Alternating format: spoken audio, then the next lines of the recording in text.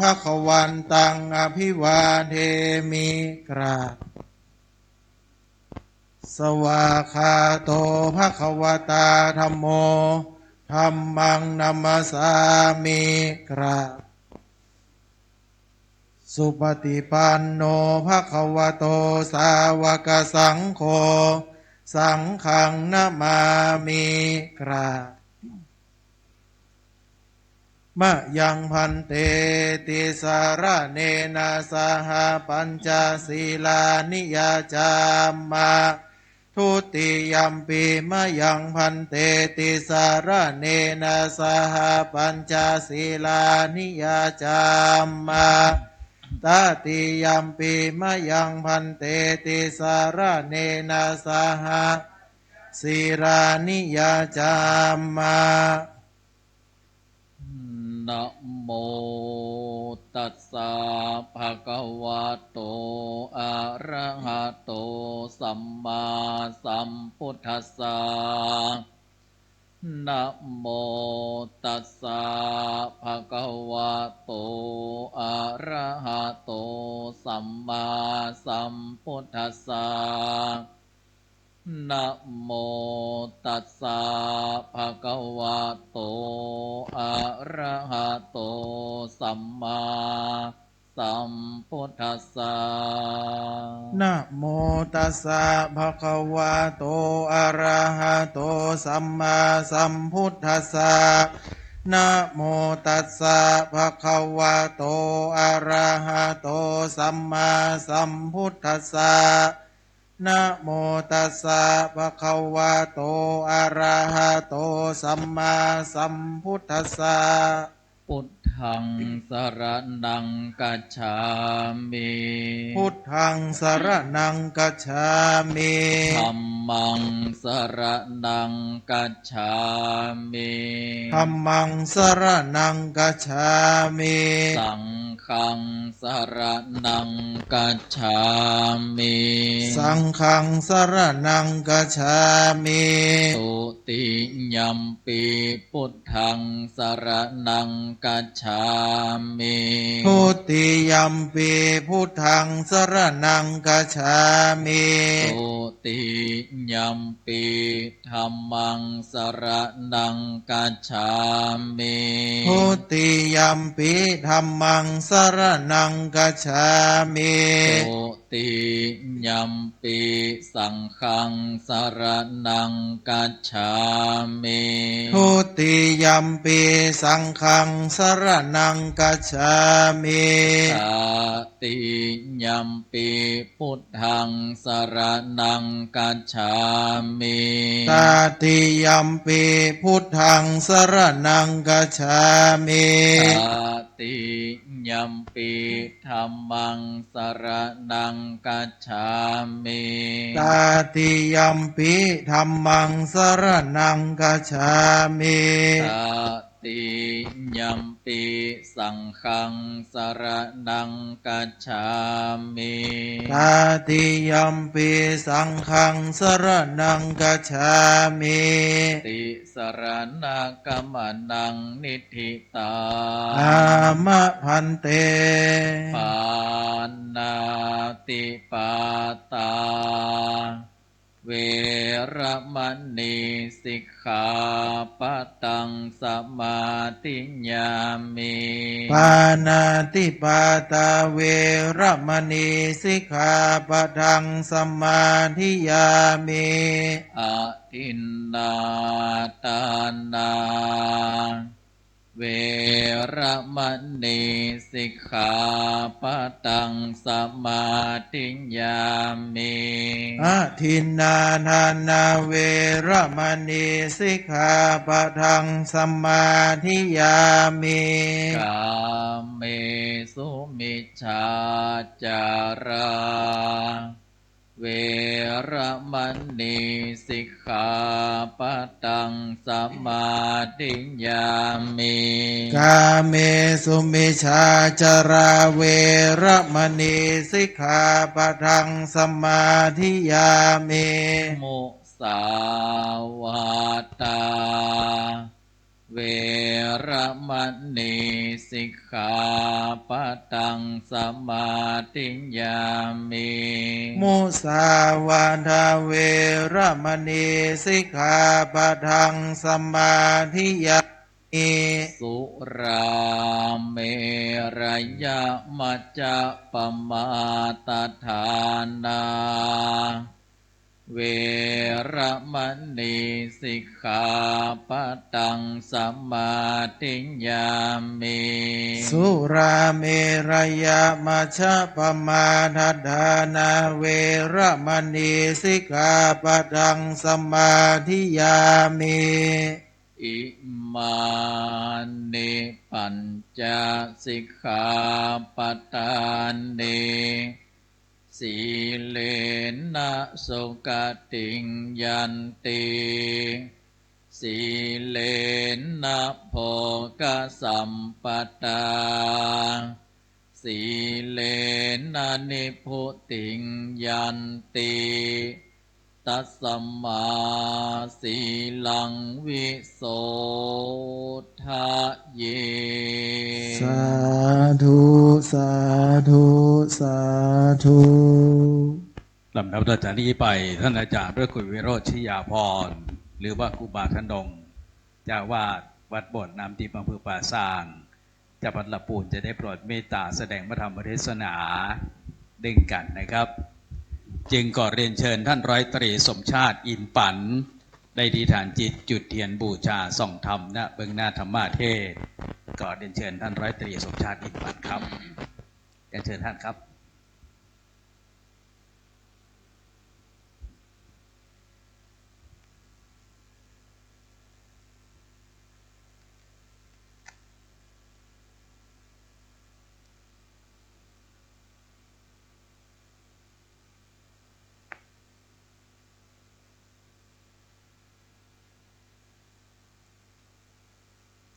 และในนามของผู้ร่วมพิธีทุกคนขอขอบพระคุณท่านร้อยตรีสมชาติอินปันเป็นอย่างยิ่ง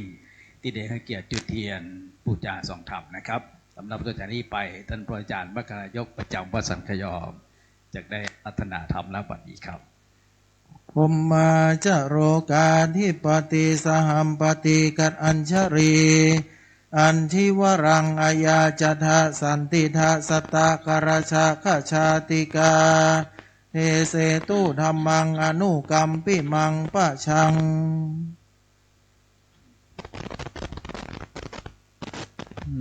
นะโมตัสสะภะคะวะโตอะระหะโตสัมมาสัมพุทธัสสะนะโมตัสสะภะคะวะโตอะระหะโตสัมมาสัมพุทธัสสะนะโมตัสสะภะคะวะโตอะระหะโตสัมมาสัมพุทธัสสะกาเลนะธัมมสวนังเอตัมมังคะละมุตตะมันติติ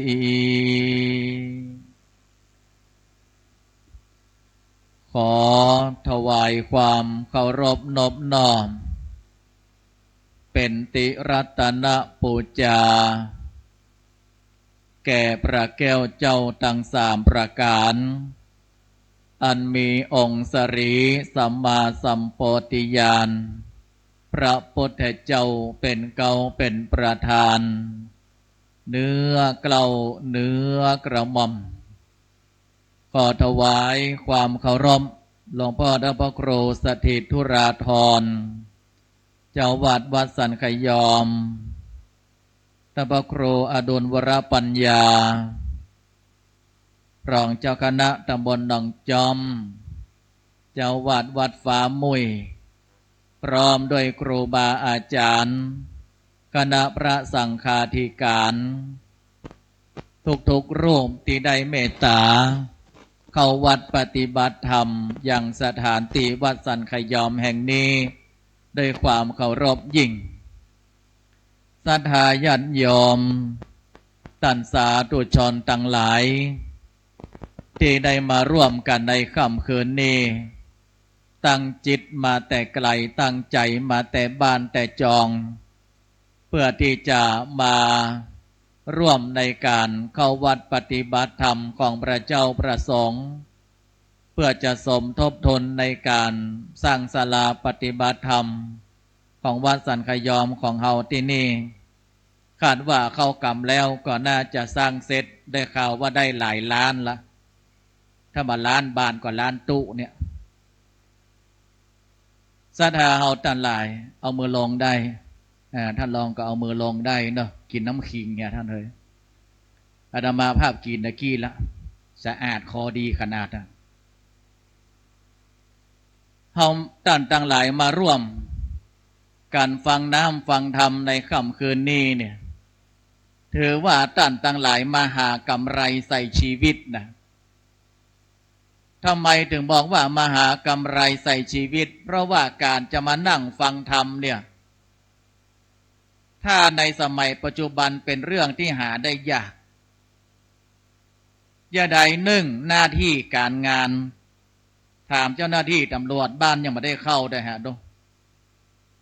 ยังใส่ชุดนี้อยู่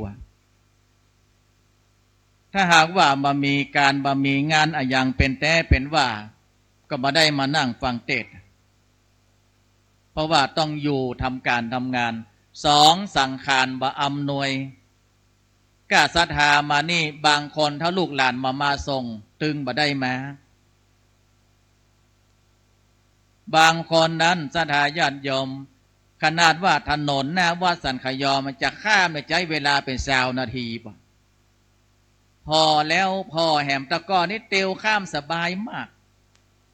บัดเดียวนี้ตลดตังใดเป็นตังใดบ่โหยืนจึงให้ไป20 นาทีปุ๊บกว่าจะข้ามมาได้บางคนนี่ออกใจขี้ค้านไปเนี่ยย่าใดเจ็บแข้งเจ็บขาแต่ที่นี่ดีเปิดหือนั่งเก้าอี้มัดศรัทธาญาติโยมนั่งเก้าอี้มาปอนั่งตั้งหลังบาหันตู้เจ้าทีเอาจอไปไว้เหี้ยก่อนมาเชื่อถามหมูนั่งตั้งหลังหันตู้เจ้าหัวเพ่เนี่ยเปิดหือหันตู้เจ้าชัด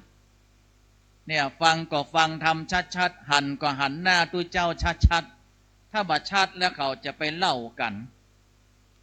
อย่างอาตมาภาพไปเทศแล้วมันหันตู้เจ้าบัดชัดมายื้อพอหน้าอาตมาภาพแล้วก็ไปอู้ในผามแม่ครัวแต่ว่าผามแม่ครัวนี่ติดตั้งหลังตู้เจ้าเทศเพิ่นเอาผ้าม่านเขากันเขาว่าโอ้อยู่ไก่พ่อบาหันฟังเสียงกูก็ว่าเท่าไผแฮมอก็ตู้เจ้าตัวเทศนะกะอีว่ามันห้องตัวเทศมันจะว่าตนเทศนะตู้เจ้าตัวที่เทศนะกะ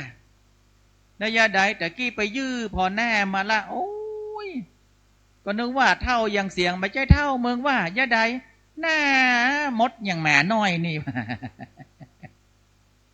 เอาตู้ไปเปียกจะปูนให้แล้วเนี่ยอันนี้เปิ้นดูเปิ้นห้องว่าเปิ้นจ้างในการที่จะทำให้ศรัทธาญาติโยมนั้นเนี่ยได้เข้าใจในน้ำในธรรมศรัทธาญาติโยมทั้งหลายอาตมาภาพมานี่นะเกือบล้ำแล้วหรอท่านลองเพราะว่าปากกลางมันอยู่แมะไฟเขียวไฟแดงถ้าแหมน้อยนี่มาดึงได้ไปเกี่ยวเอาเทศบาลสันทรายพุ่นนะเกือบล้ำแล้วพอดีว่าก็สอบถามเส้นทางมาก็ถือว่าใจได้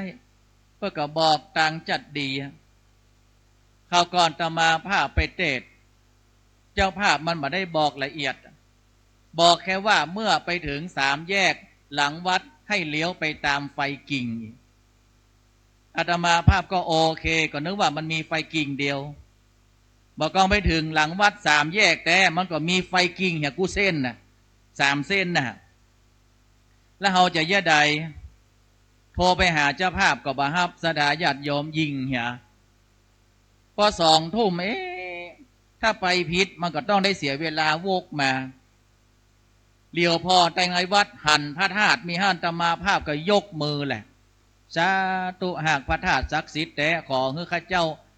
ไปเตดถูกที่ถูกตางมีอย่างช่วยนำทางข้าเจ้ากำเตอร์ซาตัวพระธาตุนั่นก็ศักดิ์สิทธิ์อีแม่มากองเอามือลงป๊อบลดซาลาเปาไก่แน่เข้าไปเขาก็บอกโชเฟอร์ว่าตัวมันไปเลยมันถึงไปขายบ้านศพปะนะอีน้องโชเฟอร์ก็ได้ดังใจฮักพวงมาลัยตัวโกนได้แห่สามหลังมันเลี้ยวเข้าบ้านไม่ใช่วะเด็กฮักลูดมันไปส่งเฮาสักกรรมมันเลี้ยวเข้าบ้านเขาก็โมโหว่าได้เขาก็ถามไอ้มาสมิตดังใดมันจีไปดังหลังไปดังปูนกาตุมาอย่างเพวะเขาก็เกิดในใจก็ตุยมาในไงนะ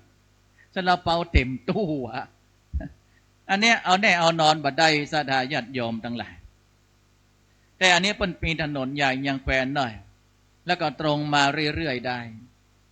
ฉะนั้นการฟังน้ำฟังธรรมเนี่ยเพิ่นบอกว่าฟังน้ำฟังธรรมให้มันม่วนมันจะเกิดความเข้าใจนี่ทำไมต้องฟังให้มันม่วนถ้าลองอาตมาภาพเตศเป็นน้ำเป็นธรรมอาตมาภาพว่ารับตั้งแต่ตำนวดแผ่วประจานบ่เพราะว่าเขาแยกการมาวันค่ำท่านเนาะแล้วมานั่งฟังตัวเจ้าเป็นน้ำเป็นธรรมรับอย่างเดียวเด้อกะอาตมาภาพตะกอนก็ออกขึ้น96อันนี้เปิ้นไลฟ์สดด้วยกันเนาะพี่เนาะเปิ้นไลฟ์สดด้วยนะออกขึ้น96บกองออกได้สักเกิงสักกลางเปิดสายหน้าใหม่ก็โทรเข้ามากรี๊ดมาภาพก็ห้าบสายเจริญปอนไหวชาเจ้าเจริญปอนอันนี้ไผแม่แก้วเจ้าอยู่ที่ไหนฉันขยอมเจ้าโอ้อีแม่ว่าใดอุ้ยฟังตุแล้วม่วนแต่กะอีแม่ม่วนเจ้าเป็นได้พ้องรับดีมันฟังว่าม่วนแล้วสุดท้ายมันรับดีแสดงว่าเอาธรรมะเป็นยานอนรับนี่ฉะนั้นอาตมาภาพตึงมาเทศให้คนรับนะมาตั้งเทศให้คนม่วนแล้วคนมันถึงจะเข้าใจซะได้หลายๆคนเนี่ยอาตมาภาพจะถามนะเฮามาในวัดเฮามายะใดบางคนบอกว่ามาปงกับท่านถามว่าปงได้แต่ว่าผู้จันเนี่ยผู้จันนี่ดีเฮ้ยหนุ่มอยู่ใจการได้หลายอยู่บางที่ผู้จันเท่าเนอะไม่ใช่เท่าธรรมดานะท่าน89อย่างอาตมาภาพไปเทศพระอาจารย์นั่งเอาหัวมุธรรมะกูเขาก็จิป้อนานเงยหน้ามา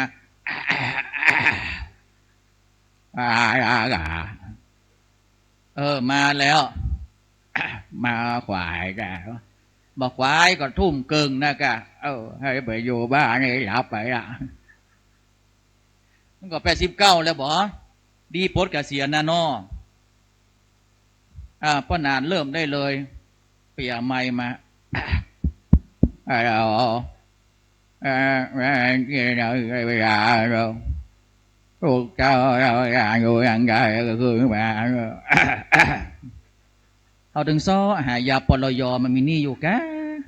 ถ้ามันตากง่ายกูจะเอาถอกเสียปากมาก่อนเลยเนาะปฐมพยาบาลเบื้องต้นยาครอบจักรวาลหลบปลยมากองจะไหว้ผ้าเนาะธโมสังโฆไผ่ตัวปอมมาได้เนอะ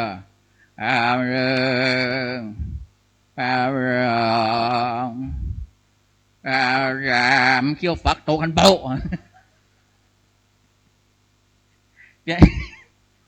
ฟังเอามาหวังเหมือนเรื่องใจเรื่องแบบเดี๋ยวมันก็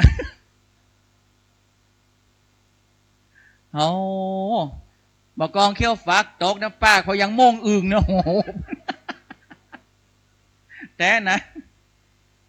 แต่ล่องเขี้ยวฝักตกโบปากยังโม่งอึ่งอ่ะโอ้เผื่อเบื่อฝากครับเป็นเอาใส่มา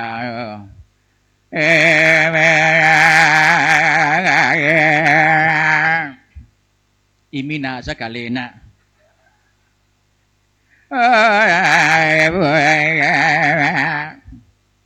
โอ้โหลูกคอนี่สุดยอดอะแต่ฟังเป็นกรรม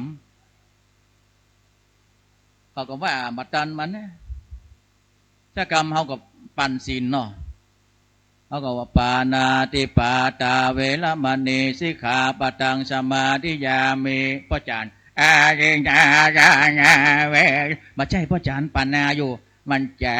ดุเอาโกนคอมันเท่าแล้วมันค่อยรับมาว่าซ้ำกันไปซ้ำกันมานานได้ขีนว่าเอาของเขาเนาะว่ะนี่ยังแฟนกับพ่อจ่าหนุ่มยังนั่งพ่อละแม่ได้อยู่ถามว่านั่งนี่นั่งได้กี่คนโอ้บางคนนี่ถามเอาเตอนั่งคดตะวายนะว่านั่งคดตะวายได้เนาะมากองนั่งแต่ยิ่งพออย่างลิเกฮูลูนี่ยกเข่าขึ้นในอย่างล่ำเหลือเนาะอย่างลิเกฮูลูภาคใต้นะดังนั้นคนเฮาศรัทธาญาติโยมทั้งหลายมาวัดมาวานี่นะบางคนมาว่าโป่งนี่อาตมาภาพมาว่าโป่งมาได้จะไปโป่งได้อย่างใดท่านเพราะว่าใดบทสวดว่ามนุษย์เราเอ้ยเกิดมาทำไมเนี่ยก็เพื่อนถามนะนิพพานมีสุขอยู่ใหญ่มีไปตัณหาหน่วงหนักหน่วงชักหน่วงไว้ดูฉันไปไม่ได้ตัณหาผูกพันเนี่ยมันตอบว่าตัณหามันนักมันไปมาได้ห่วงนั้นพันผูกห่วงลูกห่วงล้านห่วงทรัพย์สินสลิงคานเนี่ยเขียวๆแดงๆเปิ้นก็ถามจงสละเสียเถิดมันตอบว่าใดอีเนี่ยจะไปเอาโป่งได้อย่างใดบางคนนอนวัดนอนวาโอ้ถือศีลกินธรรมนอนวัดนะเน็ตเชื่อกะตอนที่เปิ้นส่วนกรรมฐานนี่นะอย่างใดหมดเตื้อกลัวไม่ได้ขึ้นนิพพานอาเทอีมาชามิงคาเยเทชาโลมานักขาทันตาบางคนใส่เขี้ยวปอมมาในเขี้ยวยื่นมันยังเขี้ยวแน่แม่เนี่ยนาโมพุทธายะนาโม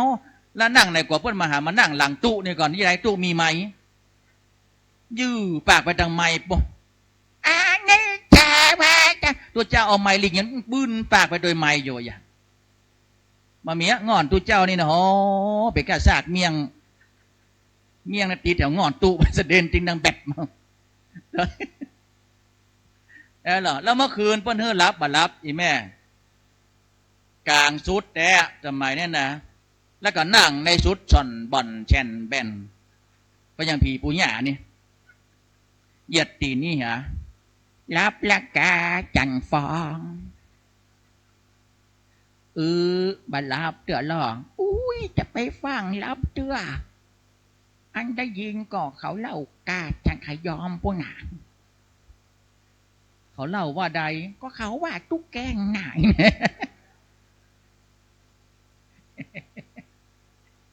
เล่าขวัญกันนี่นะแต่เจ้านี่อีมาชาหมิงนี่เล่าขวัญทูเจ้าละอยู่ปืนมีหานนั่นได้สักชั่วโมงอ่ะบ่มีไปฟังแล้วบ่เรื่องเล่าเช้านี้หมดแล้วบ่รับ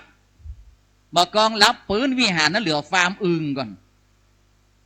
เจ้าดาญาติโยมป้าจันป้านานเจ้าก็แหล่งเท่าแหล่งขนดังอ๋อ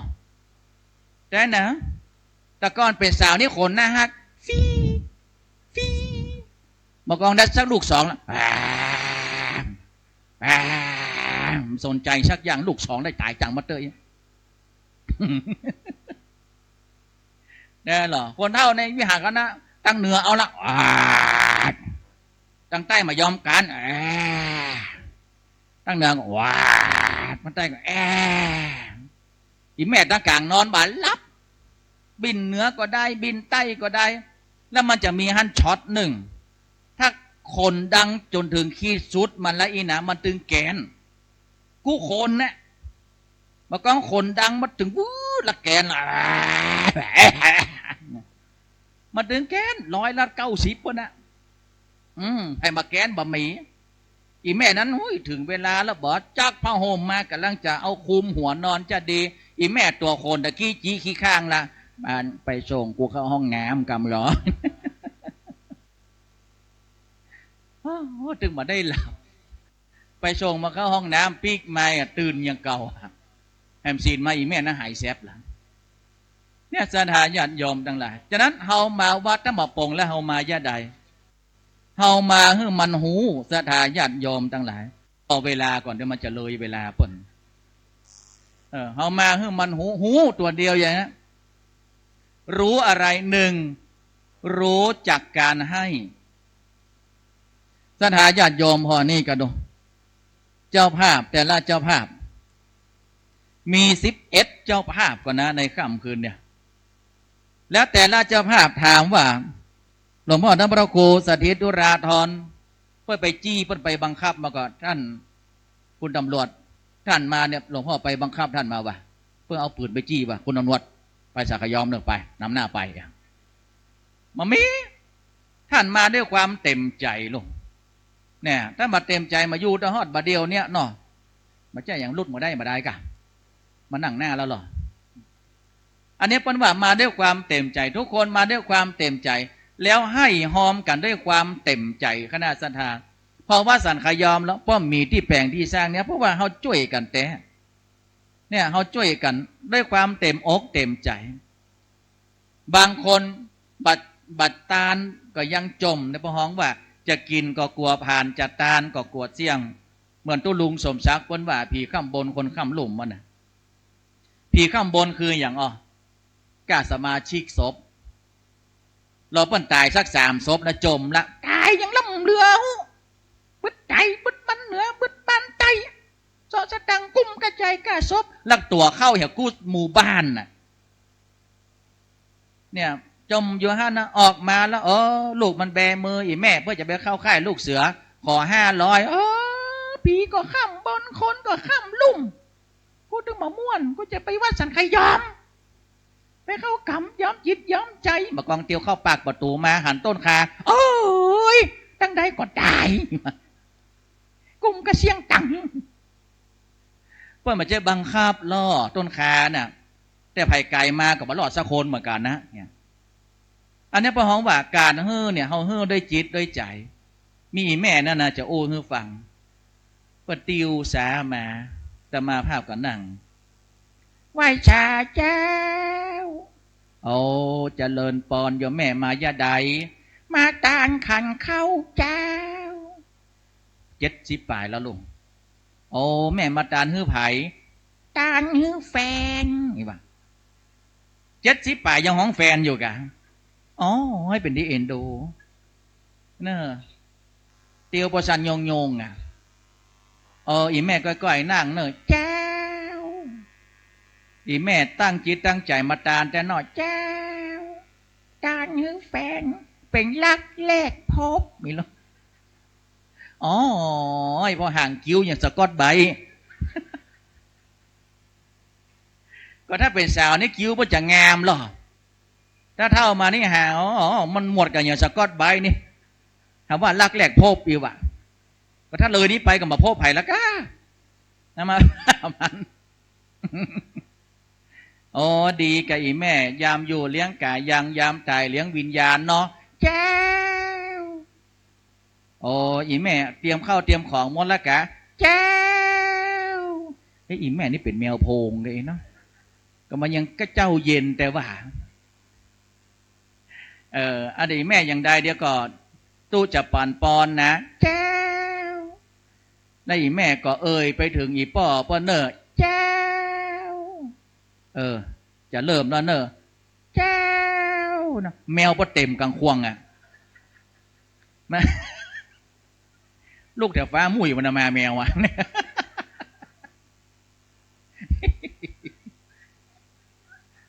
แกนั่นเลยแม่เนอะห้องน้ำมีไหนไม่นี่ยากไปขยี้กับลูกเนี่ยอันนี้เบิ้ลจะเตรียมยาน้ำอาตมาว่าก็เลยจะอาปากขึ้นยาถาอีแม่นั้นว่าเฮียก่อนตัวเองอีหรอตัวเองนี่ว่ะนะฮะท่านลองเหยพอนิ้วจี้พอยังไม่ดูการนี่ที่หยาดน้ำนะท่านนั่งอ่ะตัวเองไปอยู่ตั้งใดก็ดีบินบนหนอากาศ ตกน้ำดำดิ่งผัวอีแม่นี่เป็นแมงจรแกอีนะก็มันมีอย่างเดียวนะกะบินบนฟ้าก็ได้อะดำดินก็ได้ลงน้ำก็ได้แมงจรนะกะขอตัวเองมาบุญกินบุญตานเขาก็ปั่นปอนมาได้บ่เขาจะไข้หัวก็โคบปากไว้ตัวเองไปอยู่ตังใดมาเอาเนอะเราลงท้ายว่าใดหูก็รักนะจุ๊บจุ๊บอีหรออ๋อเขาไปอยู่ได้แม่เขาก็ล่นเข้าหลังโฮงพวกกะมารักนะจุ๊บจุ๊บอีว่าอ๋อห่างกิ้วอย่างสนามเปตองอ่ะเนี่ยแต่ก็ดีงนะเพื่อยังมากินมาทานเนี่ยคนเหนือเฮานี่ว่ายามอยู่เลี้ยงกายยามตายเลี้ยงวิญญาณเนี่ยมันมีประเพณีฉะนั้นเฮาฮื้อกินฮื้อตานมันต้องอะไรใจคล่องอันนี้ประการแรกประการที่สองก็คือรู้จักการรักเนี่ยเดือนกุมภาแล้ว14 กุมภาวาเลนไทน์เนี่ยรู้จักการรักตุเจ้าบนห้องเมตตาศรัทธาญาติโยมทั้งหลายคนเฮาเนี่ยมีสองอย่างนะหนึ่งเสน่ห์นอกสองเสน่ห์ในเสน่ห์นอกก็การแต่งกายชำระสวยล้างคัดสีแต่งหน้าแต่งตาศรัทธาญาติโยมอันนี้บนห้องว่าเสน่ห์นอกบางคนจะแต่งหน้าให้งามแต่เวลาแต่งมันยังบ่งามเนาะแม่เนาะโอ้บางคนจะดัดขนตานี่ปากเบี้ยวตาขึ้นบนมั้งแต่นะจะดัดให้มันงานนะปากจักของลุ่มบนน่ะเสน่ห์ในก็คืออย่างปิยวาจากำอู้กำจ่าอ่อนหวานยิ้มแย้มแจ่มใสเนี่ยเสน่ห์ในบางคนมีก้าเสน่ห์นอกบ่มีเสน่ห์ในมีหั่นคนเตียวเข้ามาหาตมาภาพตึงตั้งโต๊ะมีของดีอย่างก็ย่าใดกะประเด็นนี้ปี้เขาครอบครัวปี้เขาดึงอยู่มาม่วนนะโต๊ะดึงได้ด่ากันกูวันน่ะต้องมีของดีอย่างก็มามีอย่างซักอย่างโอ้ยมาเป็นดีเปิ้งอยู่ว่าอาตมาภาพก็นั่นแต่ที่จะเปิ้งไปอาศัยได้มามีการนางควักนางแควกอีกว่าก็นางควักจะมีนางแควกอีกอะมันมามีนะไม่ยกบักกอกหยอกหัวมันนะกันแต่มาภาพมามีซักอย่างโอ้ยแล้วจะยื้อเนี่ยอันล่ำเหลือก็นี่มาใส่แล้วบาดเบิดนี่ว่าเขาก็ลำคาญมาจ้างยังไงพอไปพอมาปะน้ำขวดหนึ่งที่เพิ่มมาตางขันเข้าน้ำขวดน้อยเนี่ยตู้จะมนน้ำหื้อกินนี่มันช่วยได้กะช่วยได้กะอันตู้ก็มนหรอเขาก็จะมีกระท่องกระถาอย่างท่านลองเขาก็แปลงปากว่าดังอีกว่าก็มักเขเขาว่าดังเขาจะว่าดังจะใดล่ะเนี่ยบางคนเนี่ยพ่ออาจารย์ถ้าว่าก้อยก็มันมาเต็มใจเนาะถ้าดูเจ้าเนี่ยถ้าดูเจ้าตนใดปั่นปอนดีก็เต็มใจนะบางตนขี้จี้เสียงล้ำปั่นตันข้างเข้าปอนเด้อวอนเดเลยละค่ะฉันทำมาเป็นเกินทำมาเวลาบางเรื่องแบบนี้ดังมาเองจะมาเนี่ยมันบ้านนี่ไม่มึงบอกว่ายันจังมึงละแค่เดียวมึงละนี่มันละมันยำน้อผีตายกว่าท่าฟ้า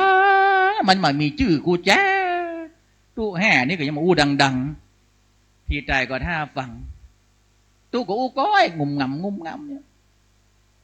มีตัวลุงฮั่นตอนเนี่ยปัตเตอร์เพิ่นเต็มใจปั่นปอนนี่กำลังขึ้นไปศรัทธามาตานขันเข้าฟังลงมาลืมเขี้ยวฟักต้องปัตตังเข้าปั่นปอนนี่เขี้ยวฟักก็มามีปัตตังปั่นปอนพยันโลกเครื่องบดไปเนี่ยเพิ่นว่าญาติหาแล้วนี่เขี้ยวเมียบัมบิบัมบิบังนี่นะปัตตังน้ำลายย้อยบับบิบบังน้ำลายมันจะดูเจ้าฉากยอมไหมนะอันนี้ก็ผีก็ฟังหมูเรื่องอะมั้งอย่างพวกบุบบับถ้ามาพากันมาจ้างย่าใดเอามอนไปใจอย่างใดโตอมไว้ ลื่นได้ก็บ่ได้ใส่หลานหมดคายได้ก็บ่ได้เคี้ยวลมหมดพี่จะเอาก็เอาเพื่อความสุขของครอบครัวพี่ยอมเห็นหรอบ้านมาอยู่แม่บ้านเนี่ยท่านลองตกมะแรงมาตมาภาพก็ท่าฟังผัวมันเมามาแล้วหรอเนี่ยผัวมันเมามาแล้วไอ้หลอกนี่ไม่มีหัวใจใครแน่นอนนี่หรอห้องเพลงยิงลายใจร้อนอยากย้อนกันปีปนจะกำบ้านเนี่ยมาดึงมามีคนกันเมียมันเอาละหลอกขึ้นบึดล่ะเปิดประตูขันลั่งตั้งจะแอ้กับแม่ด่าผัวมันหันน้ำมนต์ตุเหี่ยก่อนน่ะลองหมอสกรรมนะเปียน้ำมนต์เพิ่นโอมน้อยเดียวอันนี้หยอกบดขวดน้ำมนต์เต็มปาก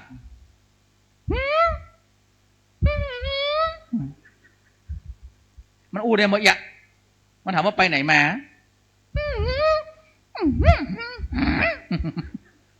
ได้ฮะปันตาย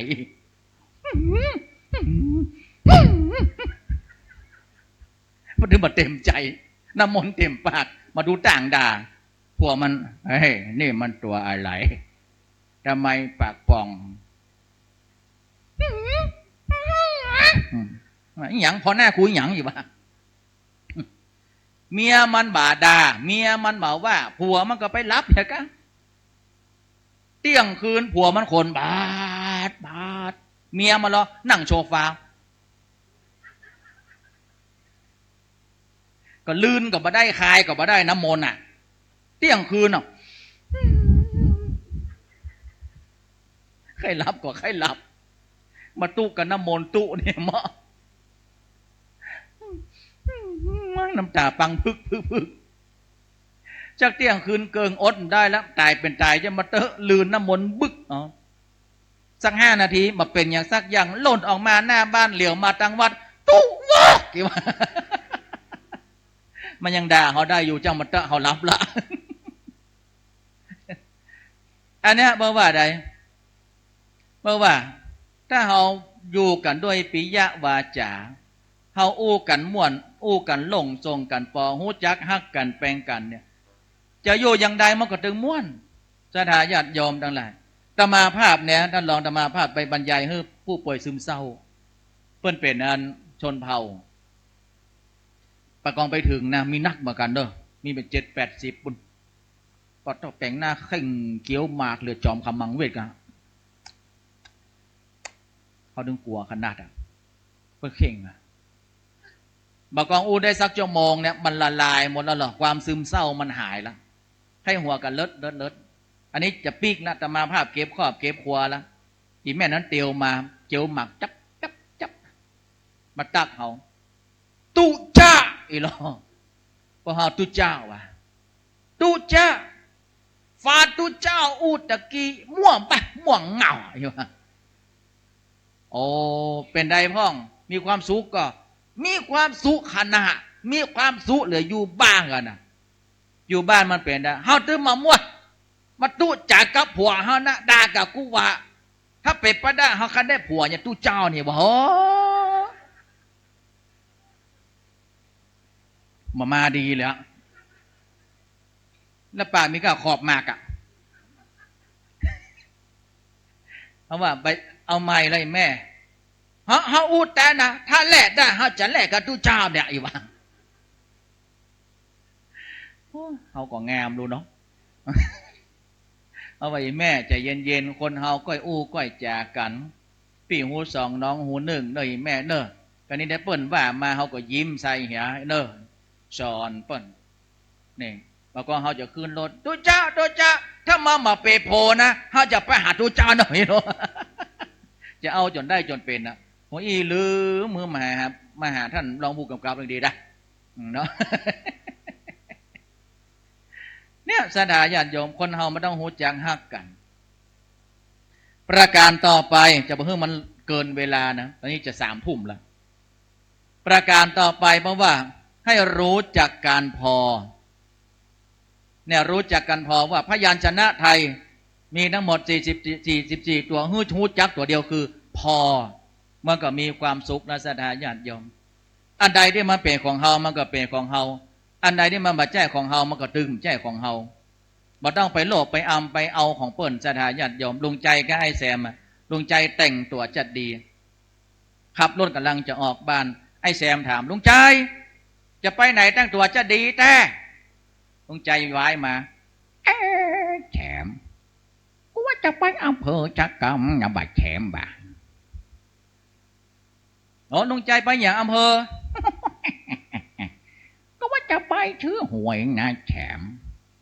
แต่ว่าอันผมฝากซื้อได้ก็มึงเอาเลขอย่างแฉม66มาแต่กากูว่าหมดนี้ออก55ออกแฉมลุงหูได้อย่างใดก็จะขึ้นผีมาบอกกูนากามันว่าใดฮ่าฮ่าฮ่าอันนั้นเมียลุงโขนกะมาหัวบ่ากูจะเอา55แฉมเอาผม66เอาคนใบเนาะได้เลยระวังน้ำตาจะเจ๊กหัวเข้าเนอะแฉมลุงใจซื้อมาละตกแมลงมารางวัลเลขท้าย2ตัวงวดประจำวันที่32เขาต้องแปดไปเห็นหน่อยกันเลขที่ออก66เฮ้ยแซมแม่นเหลือเมียมันมาปูใจมึงซื้อว่า66ตัวไอ้แซมโอ้ยกูจะไปถือจากใดจะก็มาเป็นยังมันมาเป็นยังใดไอ้แซมมันมาใจมาเจ้าลูกก็ทั้งมันมาเอา55ขึ้นมันเหี้ยกะเก็บ66มันไว้กะมันมาดีกะสูจะไปมาปากก็เจ้าปากจะเป็นฉีจักไว้จะกรรมไอ้แซมมาแล้วลุงใจเป็นได้66เต็มคาบเอ้าแถมบุญเมแต่กำบังจากมึงในแต่กูไปช้อจะประพบไข่ชันชายมาได้ชักใบหรอแถมกูเลยเอา55มาฝากมึงเนี่ยที่จริง55ของไผ่ของลุงใจมาเป็นอย่างนะลุงเตือนหน้าก็เอาไม่ก็ได้เตือนนี่โจกบะหมี่ไปก่อนเนอะจกดีเนอะแถมเนอะได้ละ66ไอ้แซมไปขึ้นเงินลาบบังเมียมันข้ามากินเนอะลาบขี้โลบนั่นแหละปากดีแต่เอาฉันมีดตบดีกะจะเอาสันมีดตบปากเมียมันสกรรมไอ้แซมมาละลุงจ้าอยู่ก็เอาแถมอยู่แต่ไฟเพลุงมาหาผมกามาเอาไอ้หยังล่ำเลือดแถมเป็นไม้ลุงปุ้มปุ๊กผมเอามาให้ลุงนะมาขอบคุณลุงขอบคุณอย่างแถมก็55ได้ลุงซื้อฮากาได้รางวัลที่2เนาะตากง่ายหัวตำเคียงว่าเมียมันว้ายเลือดผู้ใจว่ามาใจได้ลาบมันอย่าลาบที่เคียงนั่นนะช่องแฉงโทรไปหาเทศบาลสันชัยหลวงว่าเอารถมาห้าปะเปิ้นปั๊มหัวใจช่องแฉงไปเดี๋ยวหงยาสันชัยว่าหมอปั๊มมันก็200,000ก็ที่เก็บไว้ก็ได้เป็น200,000เพราะกันมันโลภไปเอา2,000เปิ้นแต่มาได้มาโหบ่เดียวเนี่ยมัน200,000อยู่ห้องฉุกเฉินมันก็โหเนี่ยคนเราจะไปโลภจะไปอำจะไปเอาของเปิ้นสถาญาติโยมทั้งหลายแล้วว่าของเรามันก็เป็นของเราอย่างเนี้ยมันจะเป็นสิ่งที่ดีที่งามถ้าเราว่าอยู่ด้วยความพอเพียงประการสุดท้ายเนาะ3 ทุ่มแล้วจะน้อยเดียว6 นาทีประการสุดท้ายเพราะว่าให้รู้จักประมาณตนคนเฮามันต้องรู้จักประมาณตัวเก่านะถ้าเฮาบ่ประมาณตัวเก่าในป้าห้องว่ามันจะลำบากตัวเองอีแม่นั่นน่ะนั่ง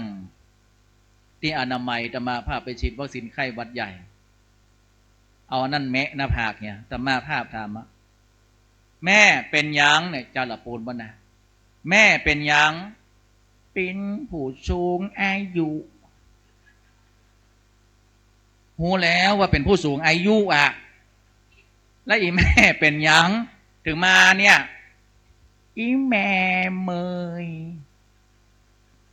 เป็นอย่างก็เมยหมอมาวัดไข่ได้38 ปลาย2 ขีดวัดไข่หาตายอย่างน่าเป็นขีดเพราะว่า38.2ไงเนาะแล้วอีแม่ไปยะใดมาไข่แต่ไข่ว่าอีแม่โดนเขาจุโห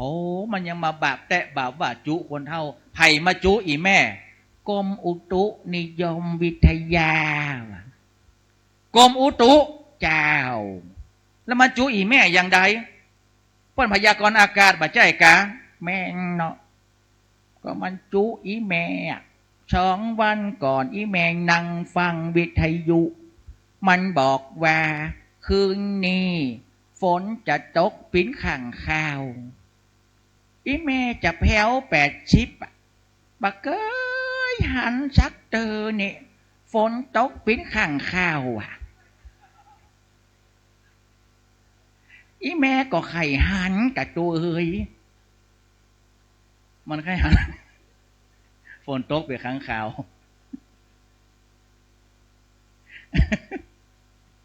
มาก้องอ่อยมาซุย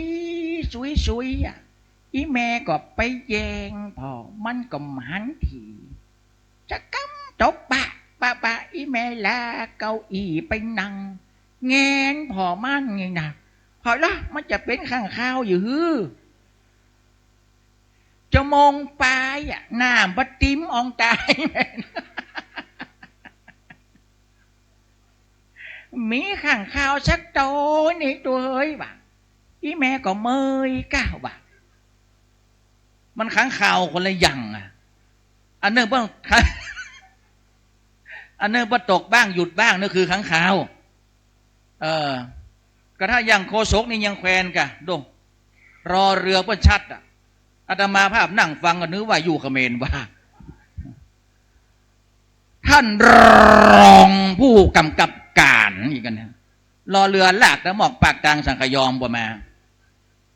ตึงบอกขึ้นแขกนี่สักอย่างลองแตะรองว่าน้ำลายไปแห้งหมดอันนี้คนเฮามาต้องประมาณเนี่ยต้องไปนิดพิจารณาไปนับได้นับเชื่อสถาญาติโยมทั้งหลาย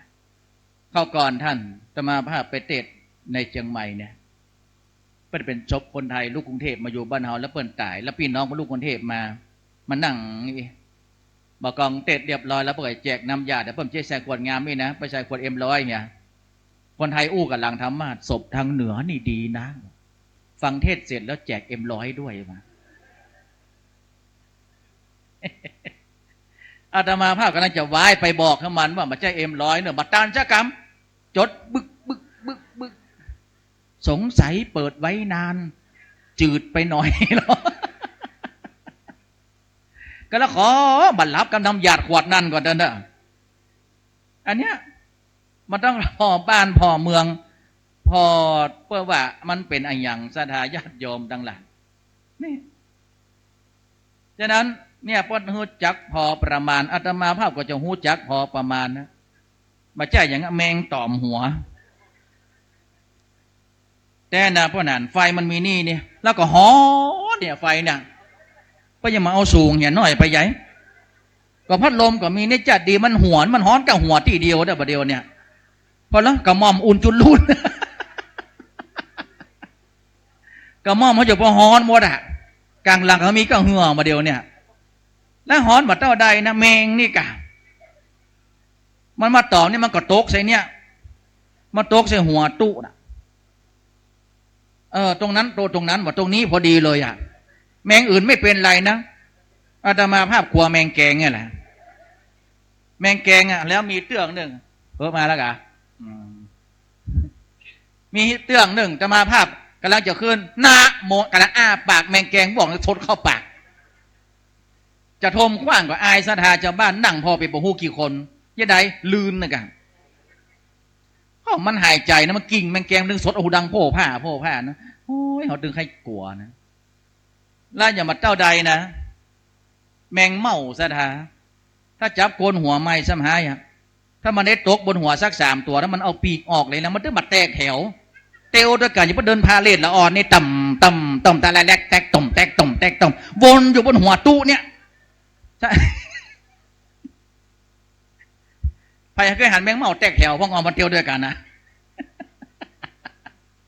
ทำไมเป็นน้ำหูน้ำตาบ่เนี่ยอันนี้ดีนะเดี๋ยวจะยั้งแล้วนะท่านลองเนาะฮ้อนขนาดประเดี๋ยวเนี่ยบนหัวเนี่ยอุ่นจุลุ่นนะถ้าเป็นใครให้อย่าฟักละนั่นก็ฝากศรัทธาญาติโยมเขาท่านทั้งหลายกันเอาไว้ว่าเฮามาเนี่ยเพื่อให้รู้ตัวเดียวเนี่ยแตกกันแหนงออกไปรู้จักการให้ลดความตระหนี่ทีเหนียวรู้จักการรักสามัคคีปรองดองกัน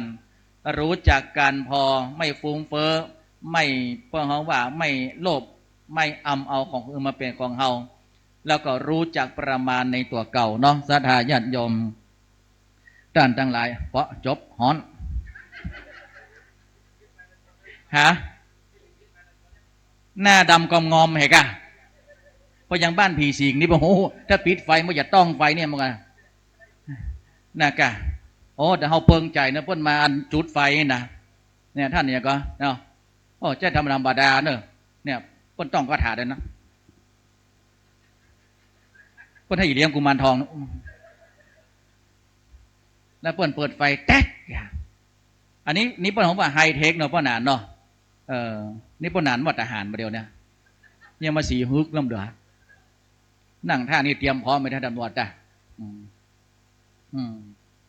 อันเนี้ยเราดึงเตะม่วนเนี้ยจันหาเนาะเซลกันไปเซลกันมาตู้เจ้าเขาก็มากล้าเซลนักเพราะว่าอย่างยอดสั่งอยู่ไล่ตู้เพเดี๋ยวเซลไปเพิ่นล้นออกกับแน่นกำแผ่นนี่เขาเนี่ยแย่เลยนะจันหาญาติโยมนั่นแหละช่วงนี้ก็ระมัดระวังเนอะถ้าลองได้ข่าวก็ยิงกันตายที่ป่าซางอ่ะรอน15เดี๋ยวอาตมาภาพกลับก็จะไปเส้นนั่นนะหลวงพ่อขอค่าเสียงภัยด้วยนะหาจับได้แล้วกะไม่แน่นะมันยังอื่นยังเหลืออีกเยอะนะขนาด15ยังตายแล้วตุจะไปเหลืออะไรดังนั้นเราต้องไปเบิกค่าเสียงภัยที่หลวงพ่อวัดสังขยอมค่าเสียงภัยเอาที่นี่นะอุตส่าห์ก็งอกหัวใช่ไหมเอาท่านลองไปส่งนี่เป็นการพิงมาส่งท่านลองไงมอกะส่งกันไปส่งกันมาอยู่5 รอบเซลท่านมาได้เนาะกลัวท่านรับมาได้เนาะดังนั้นขออนุโมทนาไม่ได้ชื่อพระสักคนได้ท่านเทศมาเป็นชั่วโมงละเจ้าภาพการเทศเจ้าภาพที่1นางสาววลัยพันธ์โยธาราช2นางสาวอรวรรณเนาะหรือว่ายมหนูโยธาราช3นายบุญเลิศนางคำมุลแสนคำ400 ตรีพิชัยนางจุฑามาศพับพุ่ม5ป้านานอินสมเตปิน6นางสุพินศักรุ่งพงษากุล7นายธนากรนางจันเพ็ญสุราตะโกดุสุราตะโกกันนะท่านเนี่ยบอกสัมภาษามิตรไปหากำเนิด8นางจินดานายพิสันอุทัยนายศรีทนนางประทุมชัยชนะ9แม่คำอ่อนชัยวัน6ศรัทธาจากคลื่น FM 104.5 วัดฝ่ายหิน96.0 วัดพระธาตุเจ้าดอยสุเทพพ่อครูวันลบนามวงผมฟังอยู่กะไปแก่มันไหนหรอนี่ก็เตียวคือเตียวหล่องอยามหูเนี่ยให้กินน้ำขิงนักนี่พอนำมาเสิร์ฟได้ยังเขาดึงมาขินเขากลัวเป็นเดี๋ยวเตียวขึ้นเตียวหล่องเนี่ยฮะก็ถ้าอย่าผสมในสักอย่างนะท่านลองยับตรวจเยี่ยวกันเด้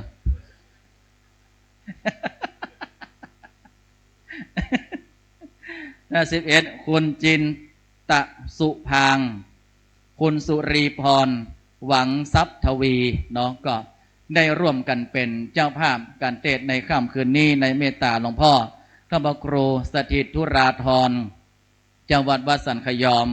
และคณะศรัทธาอุปถัมภ์วัดสันขยอมหมู่ที่8บ้านสันขยอมบ้านเด่นสันขยอมแล้วก็บ้านจัดสรรทุกบ้านทุกหลังคาเรือน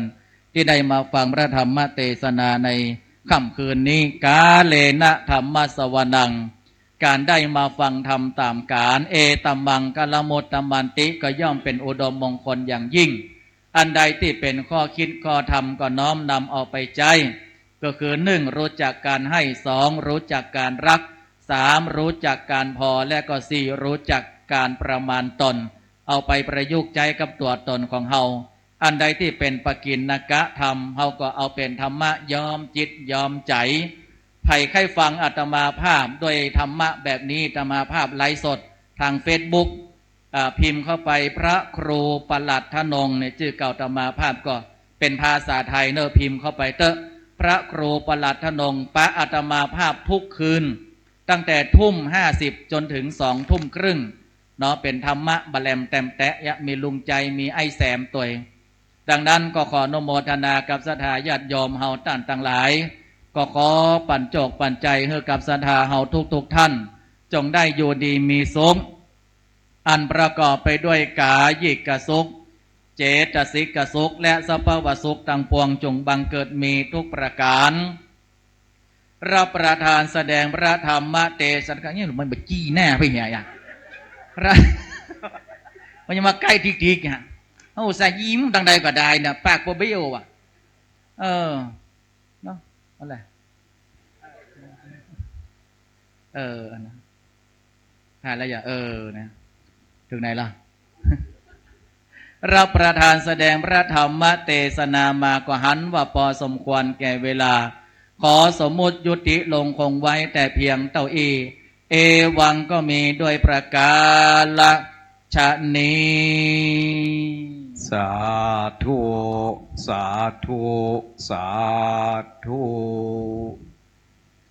ท่านอาจารย์ครูบาธนงในเมตตาเทศนาธรรมในคืนวันนี้ถือว่าเป็นสาระธรรมที่เราฟังแล้วเป็นที่เราเมาเอาใจแก่บรรดาคณะสัตยาญาติโยมสาธุชนทุกท่านเราได้รับฟังพระธรรมเทศนาที่ไม่เคยได้ยินนะฮะก็ถือว่าวันนี้เราได้รับน้ำธรรมคำสั่งสอนจากท่านอาจารย์พระครูวิโรจน์ชิยาภรณ์หรือว่าครูบาธนงเจ้าจากวัดโบสถ์น้ำดิบอำเภอป่าซางจากวัดละปูนเป็นที่ติดอกติดใจก็จะมีโอกาสจะได้นิมันตนาการเปิ่นได้มาเทศนาธรรมในเขตอำเภอเมืองเชียงใหม่ในเตือนหน้าก็นะถ้าเตือนหน้านี่มนมาก็พอตัวอย่างนี่นะได้วัดป่าแพ่งศาลานิ่งสถาบันธรรมได้จะติดมนไปในแต่ละครั้งนะเป็นที่ถูกอกถูกใจนะครับในวันนี้นะฮะก็ถือว่าเป็นบุญกุศลที่คณะสัตยาญาติโยมสาธุชนทุกท่านให้ฟังในคืนนี้นะครับเริ่มรับเราจากนี้ไปก็จะได้น้อมถวายจตุปัจจัยในธรรมนะครับเบื้องต้นปูชาพระพุทธพระธรรมก่อนอันเป็นธรรมเนียมพิธีปฏิบัติของทางบ้านเฮานะครับจึงขอเชิญคุณไพรวันมูลสิริได้ที่ฐานจิตน้อมถวายปัจจัยปูชาพระพุทธปูชาพระธรรมเบื้องหน้าองค์พระประธานนะครับประจำโดมพิธีการงานเข้ายถาสันติกรรมครับขอเชิญครับขอเชิญคุณพี่ไพรวันมากกว่าครับมาแล้วนะครับเชิญครับอุบาสิกาได้เชิญครับคุณไพวันมูรศรีอุบาสิกาประจำวัดสันขันยอมนะครับคณะสัตยาญาติโยมทุกท่านประนมมือขึ้นพร้อมกันเน้อประเคนกันพระพุทธพระธรรมเดี๋ยวปิ๊กไปคืนนี้จะไปเปิด Facebook เองเหรอพระครูประหลัดธนงเนี่ยเนาะหันอยู่ได้ท่านอยู่กับประเคนเสร็จสิ้นแล้วจะได้เจอท่านกับพี่นั่งรับรองเดิมนะครับลำดับต่อจากนี้ไปประเคนจตุปัจจัยทำปูชากันเต้ที่ปฏิสถานตั้งไว้ณเบื้องหน้าท่านอาจารย์พระครูวิโรจน์ชิยาภรณ์หรือว่าท่านพระครูประหลัดธนงนะครับจึงขอเรียนเชิญท่านพันตำรวจโทธเนศพิบูลเกียรติท่านรองผู้กำกับการสถานีภูธรสันทรายอธิษฐานจิตน้อมถวายกันเทศเบื้องต้นประเคนปัจจัยก่อนนะครับที่ตั้งไว้บนขันสีแดงหลังจากนั้นประเคนวัตถุทยธรรมและทั้งหลังครับทั้งครับด้านหลังวัตถุทยธรรม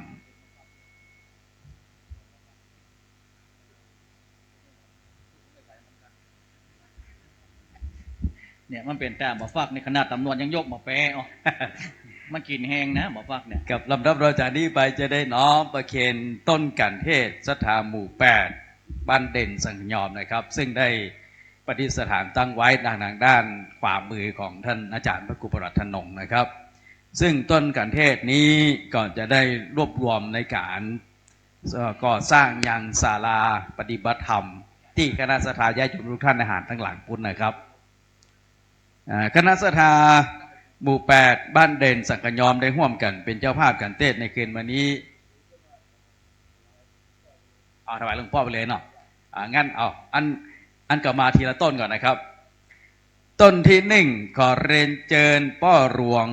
วงรุ่งรัตน์พรหมจารีผู้ให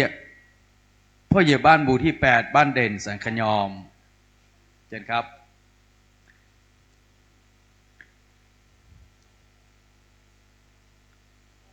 ต้นที่2ขอเรียนเชิญท่านพันตำรวจตรีวิรักษ์คำเชื้อจากสถานีภูธรสันทรายครับ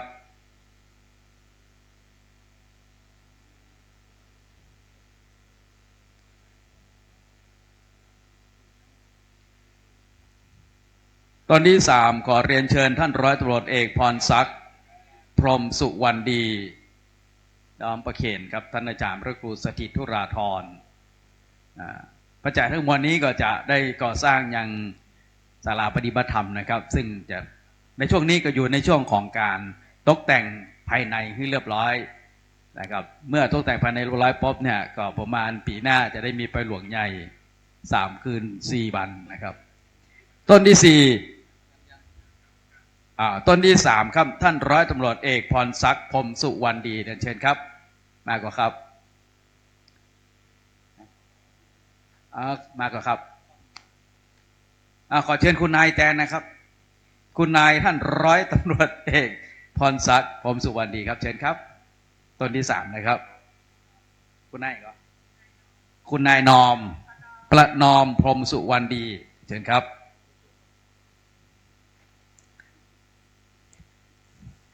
เชิญเลยครับต้นที่4ขอเชิญพ่อหลวงมานะนาวีที่ครับพ่อหลวงมานะนาวี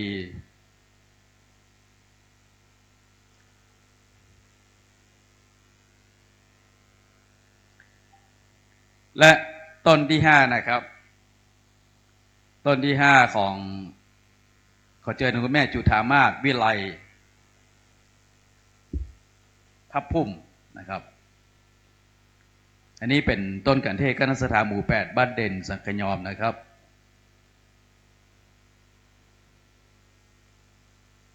ต่อไปก็เป็นคณะเจ้าภาพนะครับถึง11ต้นนะครับก็ขอเรียนเชิญดังต่อไปนี้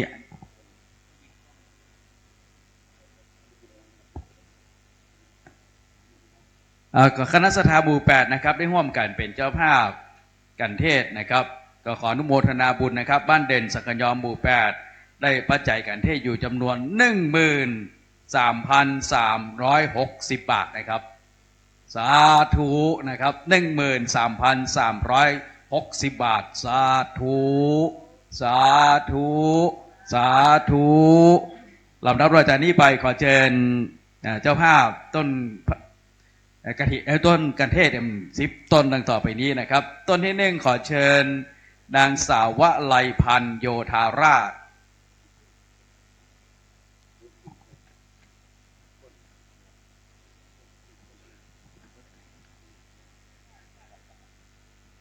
เจอเลยครับนางสาววลัยพันธ์โยธาราชต้นที่1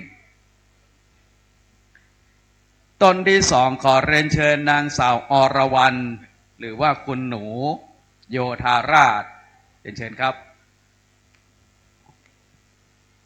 คุณหนูครับอีป้อมาแทนเชิญอภัยหัวหน้าอภัยหัวหน้ามาเลยครับมาแทนคุณอรวรรณครับเชิญครับต้นอะไรต้นฮะต้นของคุณอรวรรณก่อนนะครับ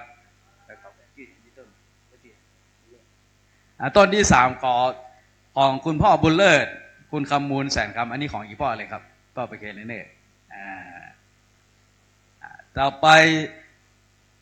ต้นที่4ครับท่านร้อยตรีพี่ชัยคุณจุฑามาศพับพุ่ม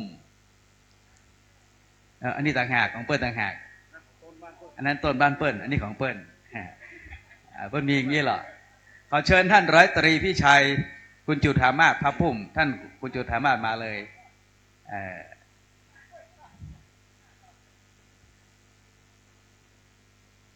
ต่อไปต้นที่5นะครับ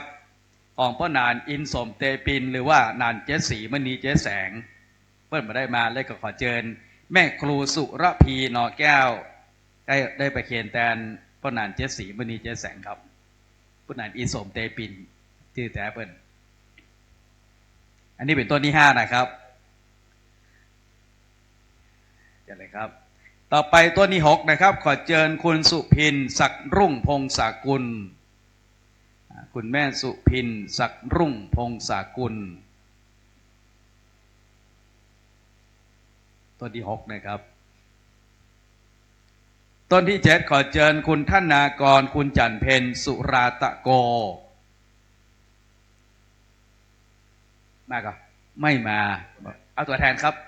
ผู้หลวงแทนกรรมต้นที่8มาแล้วมาต้นที่8ขอเชิญคุณจินดาคุณพิสันอุทัยมาก็ไม่มาไม่มาไผ่แตน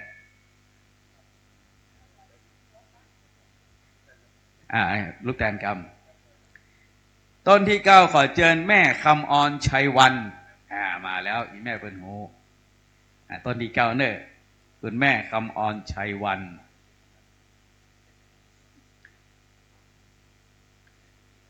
ต้นที่10คณะศรัทธาจากคลื่นวิทยุ FM 104.50 เมกะเฮิรตซ์วัดฝ่ายหินและ FM 96.0 วัดพระธาตุดอยสุเทพขอเชิญคุณพันเทพจินาธีรโรจน์ครับประเคนแทนกรรม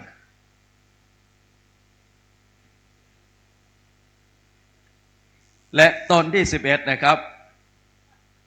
คุณจินตะสุพางคุณสุรีพรหวังทรัพย์ทวีขอเชิญท่านผู้อำนวยการฉัตรพงศ์บ่อแก้วผู้อำนวยการโรงเรียนวัดสันกยอมประเคนแทนครับ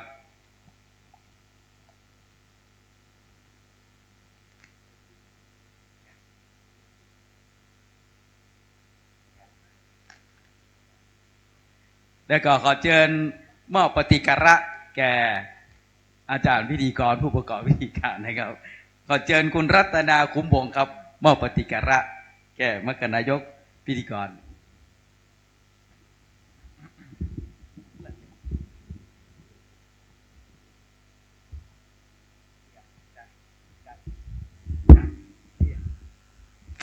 ต่อไปศรัทธาหอด้านต่างหลายได้เตรียมนำหยาดเนอะแล้วก็จะได้เตรียมฮับปอนเป็นลำดับไป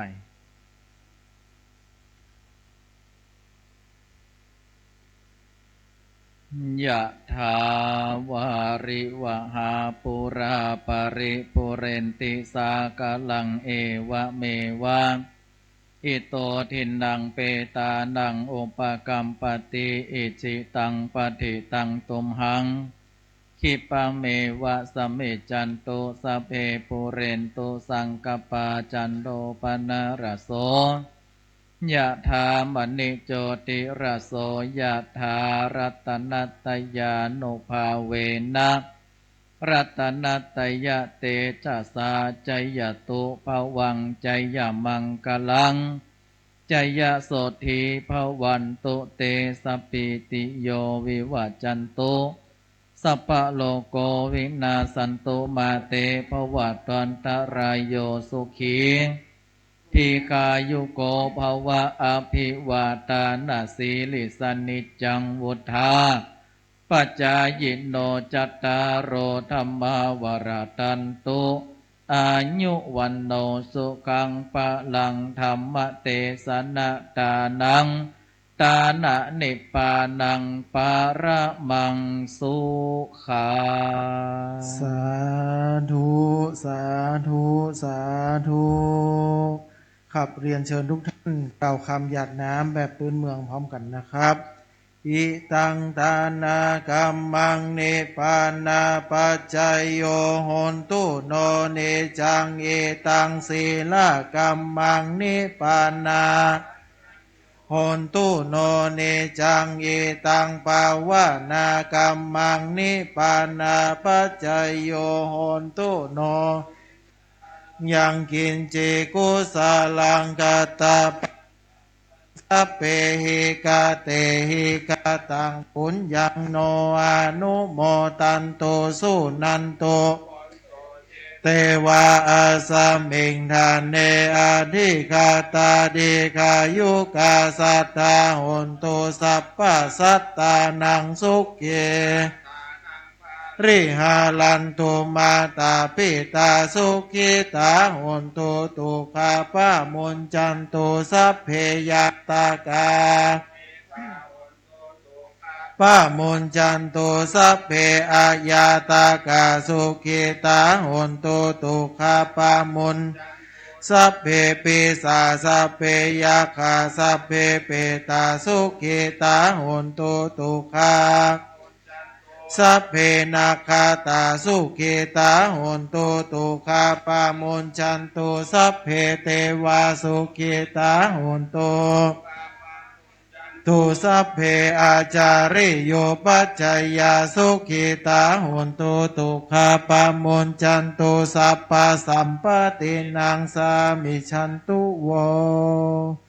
ครับเรียนเชิญทุกท่านนะครับได้หันหน้าไปตั้งรูปเหมือนหลวงพ่อท่านพระครูโอภาสวิหารกิจเพื่อกล่าววันทาน้อยพร้อมกันนะครับ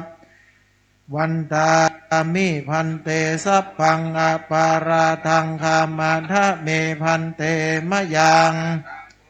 สามินาอนุโมทิตาปังสามินากะตังปุญญังไมหังทาตัพพังสาธุทุอนุโมทามิ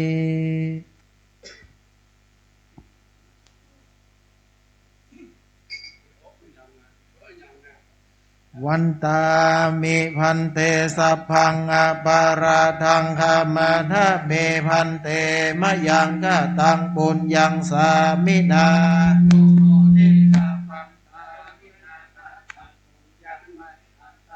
ปังสาธุทุอนุโมทามิอายุวันโนสุขังปะลังสาธุ สาธุสาธุ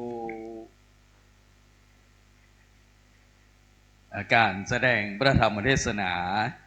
โดยท่านอาจารย์พระครูวิโรธชิยาพรหรือว่าครูบาเจ้าทนงนะครับจากวัดโบสถ์น้ำทิพย์อำเภอป่าซางจังหวัดลำพูนในงานเข้าปริวาสกรรมหรือว่ายถาสันติหกรรมของ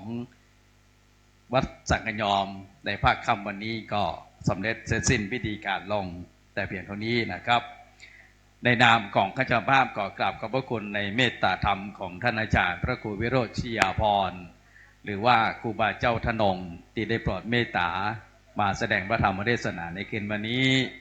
พร้อมกันนั้นขอกราบขอบพระคุณพระสงฆ์ทุกรูปท่านอาจารย์พระครูอดุลวรปัญญารองเจ้าคณะตำบลหนองจอมนะครับพระสงฆ์ดังนั้นพร้อมกันนั้นขอกราบขอบพระคุณท่านพันตำรวจโทธเนศวิบูลย์เกียรติท่านรองผู้กำกับการสถานีตำรวจภูธรสันทรายอำเภอสันทรายจังหวัดเชียงใหม่ขอบพระคุณท่านคณะสถาสาธุชนญาติโยมทุกคนทุกท่านที่ได้มาร่วมในการสดับพระธรรมเทศนาในคืนวันนี้งานเข้ายถาสันติกรรมนะครับของวัดสันกยอมของเราในคืนวันนี้ก็เป็นคืนที่4ก็เป็นอันเสร็จสิ้นพิธีการลงนะครับก็ขอบพระคุณทุกคนทุกท่านนะฮะทีนี้ก็มีโรงทานนะครับโรงทานที่จะออกนี่คณะสถาญาติโยมหลังจากที่เราได้รับฟังพระธรรมเทศนาอิ่มใจแล้วนะครับอิ่มใจวันนี้เขาอิ่มใจอิ่มอกอิ่มใจคืนนี้จะต้องมีคนเป็นนอนกั้งไข้หัวคืนหุ่งแน่นะครับนอกแล้วเขาจะอิ่มอกเขาจะอิ่มกายนะครับก็จะมีโฮงจานอยู่เป็นบางโฮงนะครับแล้วก็วันพรุ่งนี้เนี่ยวันพรุ่งมาเจ้ามาการเจ้า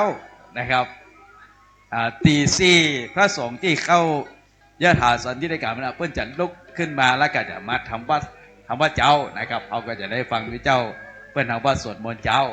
หลังจากนั้น6 โมงเขามาพร้อมกันในที่วัดสังกยอมที่นี่นะครับเพื่อที่จะได้ถวายพระทหารเจ้าแก่พระสงฆ์ก่อนหลังจากนั้น 7 โมงพระสงฆ์จะออกบิณฑบาตเอาก่อนใส่บาตรพระสงฆ์นะครับจำนวนพระสงฆ์พิธีที่เข้ายถาสันทิฏฐกรรมเนี่ย14 ตน10 จะตายก่อน10 จะตายก่อนใส่บาตรกันไหมครับว่าไหว้พระหับศีลตุเจ้า21 ตนเจริญพระมนต์สืบโหราชตาพอหลังจากที่เจริญพระมนต์สืบโหราชตาเสร็จแล้วปุ๊บตุเจ้าก็จะออกขับบิณฑบาตออกขับบิณฑบาตเสร็จปุ๊บเอาก่อมาถวายจตุปัจจัยเทธรรมแด่พระเจ้าพระสงฆ์จำนวน21 รูปหลังจากนั้นเราก็จะได้สุมาด้วยเจ้าก่อนนะครับสุมาด้วยเจ้าเพื่อนเขาว่าขอกระแมเพราะว่าด้วยเจ้าเพื่อนมานอนบ้านเฮานะครับ14 ตนมานอนบ้านเฮาเนี่ยบางทีเขาอาจจะล่วงล้ำก้ำเกินเพื่อนทางด้านกายว่าจะใจได้เล่ากวนเพื่อนอย่างที่ท่านอาจารย์ประเทศในกี้นะครับเพื่อเป็นบาปเป็นกรรมเขาก็จะสุมาเพื่อนก่อนเขาสุมาก่อนแล้วปุ๊บก่อนด้วยเจ้าก็จะออกกรรมละสาธุครับผมครับผม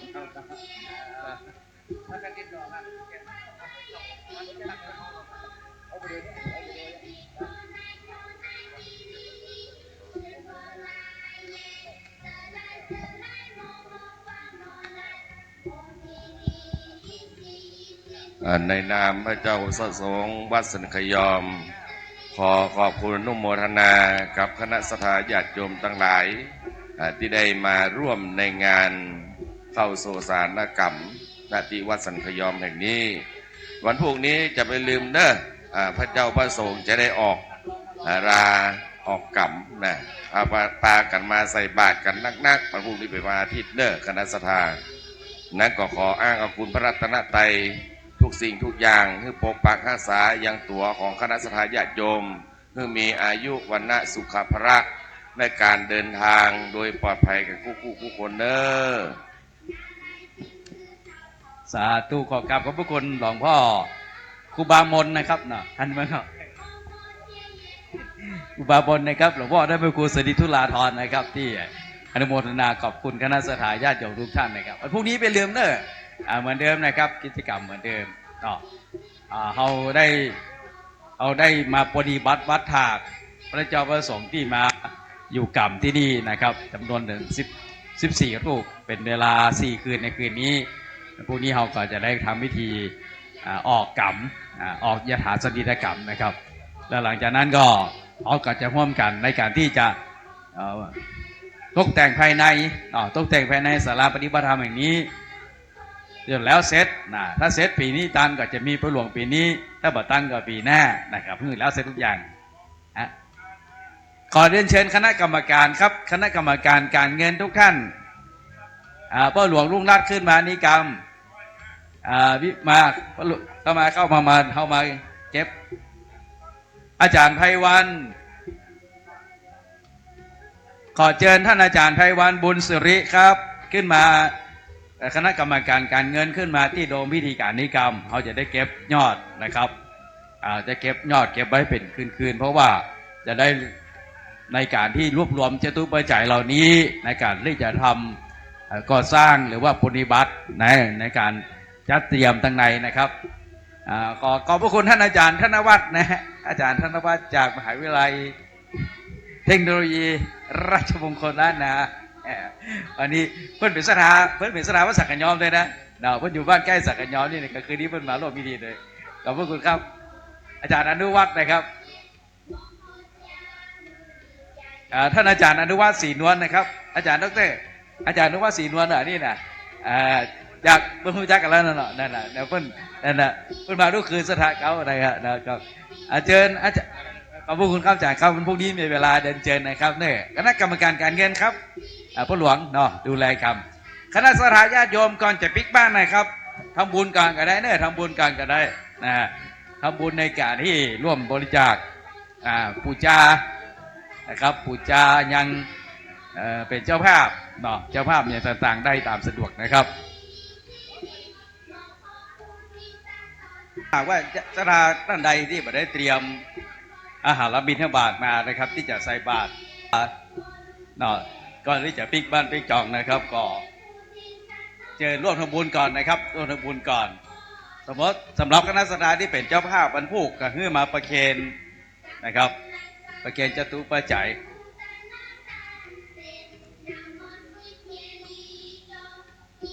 ก็ขออนุโมทนาบุญนะครับคณะเจ้าภาพก่อนที่จะปิกบ้านปิกจองจะขอเชิญร่วมทำบุญเป็นเจ้าภาพในการที่รับสังฆทานนั้นพรุ่งนี้พระสงฆ์จำนวนถึง21 รูป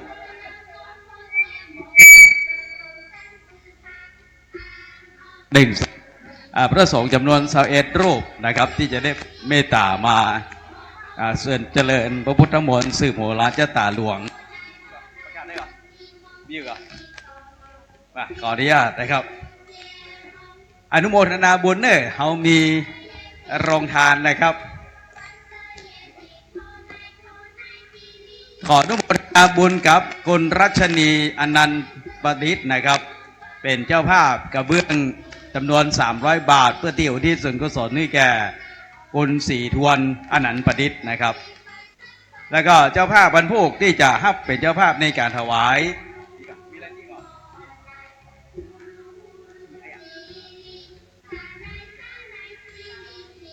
ก็ญาติโยมท่านใดที่ยังจะเป็นเจ้าภาพนั้นรับวัตถุรับอุปกรณ์ต่างๆนะครับบอกว่าจะเป็นลูกกงระเบียง50 อันเนาะที่เขาจะได้ประดับยังศาลาปฏิบัติธรรมนะครับไม้เจรไน9 อันนี่หรอสำหรับวันพรุ่งนี้นะครับเขาได้กราบนิมนต์พระเจ้าพระสงฆ์จำนวน21 รูปจะได้โปรดเมตตามาเจริญพระพุทธมนต์สืบโหราชตาหลวงในวันพรุ่งนี้นะครับ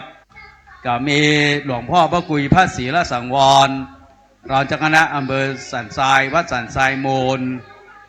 ท่านอาจารย์พระครูวินัยสารโสภิตเจ้าคณะตำบลสันทรายน้อยสันพเนศวัดสันสลีพระปรัตถนูธรรมทินโนรองเจ้าคณะรองเจ้าวาดวัดสันทรายมูลสันทรายพระอาจารย์ชัยวิทย์ธรรมรโตวัดตะตุ้มสันทราย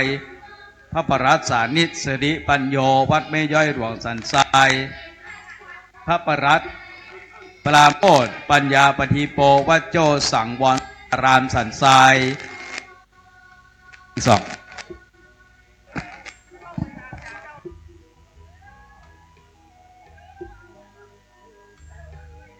1 2 3พระครูวิบูลย์ศิลาพินันท์วัดแม่ขาวอำเภอสันทรายพระครูใบตีกาบุญศรีทิตะปัญโยวัดสันพระเนตรสันทรายพระครูสังฆรักษ์จิระพงจิตตะสังวโรวัดสันสลีพระครูสังฆรักษ์กิติทินิทัศกิติโสภณเมธีวัดสปุ่งน้อยอำเภอป่าซางจังหวัดลำพูนพระครูสังฆรักษ์กิติวัดอาภางกโรวัดสันทรายมูลสันทรายพระที่การธนูอินทปัญโยวัดหนองตะคำอำเภอสันทรายพระมหานัทนันท์คัมภีระนันโทวัดฟ้ามุ้ยพระมหา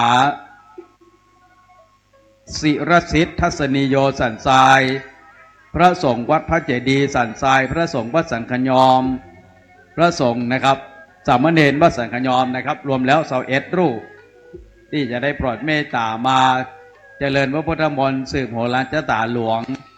ในงานออกยถาสันติธกรรมในวันพรุ่งนี้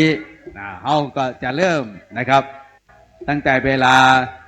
6 โมงเป็นต้นเวลา6 โมงเช้านะครับ6 โมงเช้า6 โมงเช้าก็จะได้ถวายพระทหารเจ้าแก่พระเจ้าพระสงฆ์สามเณรจำนวน21 รูปหลังจากนั้นพระเจ้าพระสงฆ์สามเณรจำนวน21 รูปก็จะเจริญพระพุทธมนต์สืบโหราชตาหลวงให้แก่คณะสัตยาญาติโยมสาธุชนทุกท่านที่มาร่วมพิธีนะครับและหลังจากนั้นพระเจ้าพระสงฆ์ก็จะออกรับบิณฑบาตออกรับอาหารและบิณฑบาตแล้วก็จะได้ถวายจตุปัจจัยแทนธรรมแด่พระเจ้าพระสงฆ์จำนวน21 รูปเสร็จจากนั้นแล้วพระสงฆ์อนุโมทนาหลังจากนั้นคณะสัตยาญาติโยมก็จะได้ขอสุมาพระมหาเถรานุเถระทุกลูกที่เพิ่นมาเข้ากรรมอยู่วัดเฮาเพื่อที่จะว่าคือเป็นอกุศลกรรมที่จะติดตัวนะครับติดตัวคณะสัตยาญาติโยมที่อาจจะล่วงล้ำกำเกินเนาะอาจจะได้ล่วงล้ำกำเกินได้อู้ที่ยำลึกดำดีสูงนะครับก็เลยก็ต้องสุมาขอขมากรรม เสร็จหลังจากนั้นแล้วก็ขอขมากรรมเรียบร้อยก็เป็นการเซตพิธี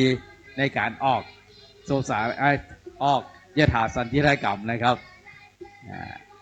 แล้วก็วันพรุ่งนี้ไปจะเป็นเจ้าภาพสังฆทานเนี่ยชุดละ 2,000 ถวายพระเจ้าพระสงฆ์นะครับก็ยังมีเวลาอยู่วันนี้ปิกบ้านปิกจองกันก่อนเนาะที่ไปวิจารณ์ก่อนพรุ่งนี้เจ้าก็มาป้ายกันเหมือนกรรมสังฆทานเจ้าเอ็ดโรคชุดละ 2,000 บาทมีกันเต้ทำสี่กันกันละ 3,000 บาทนะครับก็ขอเรียนเชิญนะฮะครับก็พอสมควรแก่เราหมดเราวันนี้นะครับก็ขออภัยนะครับสำหรับประชาชนหรือว่าชาวบ้านที่อยู่ละแวกบริเวณวัดสังขยอมนะครับที่บางทีเสียงอาจจะรบกวนในการพักผ่อนของทุกท่านเนื่องจากว่าเป็นงานบุญงานกุศลนะฮะพรุ่งนี้ก็จะเสร็จสิ้นละท่านใดก็ถือว่าอนุโมทนาบุญกันแล้วกันนะครับเป็นเสียงสวรรค์ที่ทุกท่านได้รับฟังเป็นเวลา4 คืน 5 วันก็เป็นเสียงสวรรค์ที่จะทำให้ท่านมีแต่ความสุขความเจริญนะครับก็ขอให้ทุกท่านขอให้ทุกท่านได้รับฟังอย่างเสียงสวรรค์แห่งนี้นะครับขอบพระคุณนะครับขอบพระคุณท่านรองครับ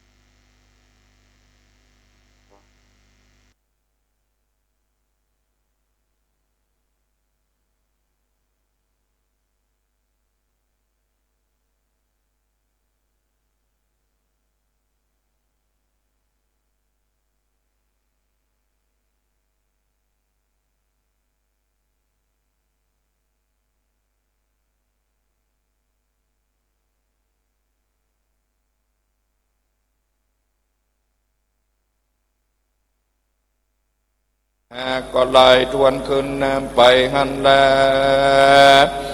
อาทานในกาละนั้นเรามหาสัจเจ้าก็หากได้ดูแล้วว่าตนจังได้เป็นพระพุทธเจ้าแต่ดังอ่านเจ้าก็เสด็จไปสู่ยังเตโยต้นไม้สเลมหาโพธิ์อันมีกิ่งก้านสาขางามมากนักเจ้าก็เข้าไปนั่งที่ลมไม้หันแลที่นานเทวบุตรและเทวดาอินทพรหมยมมาลากุณากุมพันนากันทัมปะยักษ์ตั้งหลายก็นำเอาดอกไม้กันตากองหอมมาปูชามหาสัจเจ้าว่ามากนักตีนานยังมีพราหมณ์ผู้หนึ่งก็มีเชื่อว่าอนาโสทิยติญญะพราหมณ์มาก่อนได้นำเอาข้าเขียวมาแปดกำมือมาถวายเป็นตาลพระถลงยานก่อนรับเอายังกาเขียว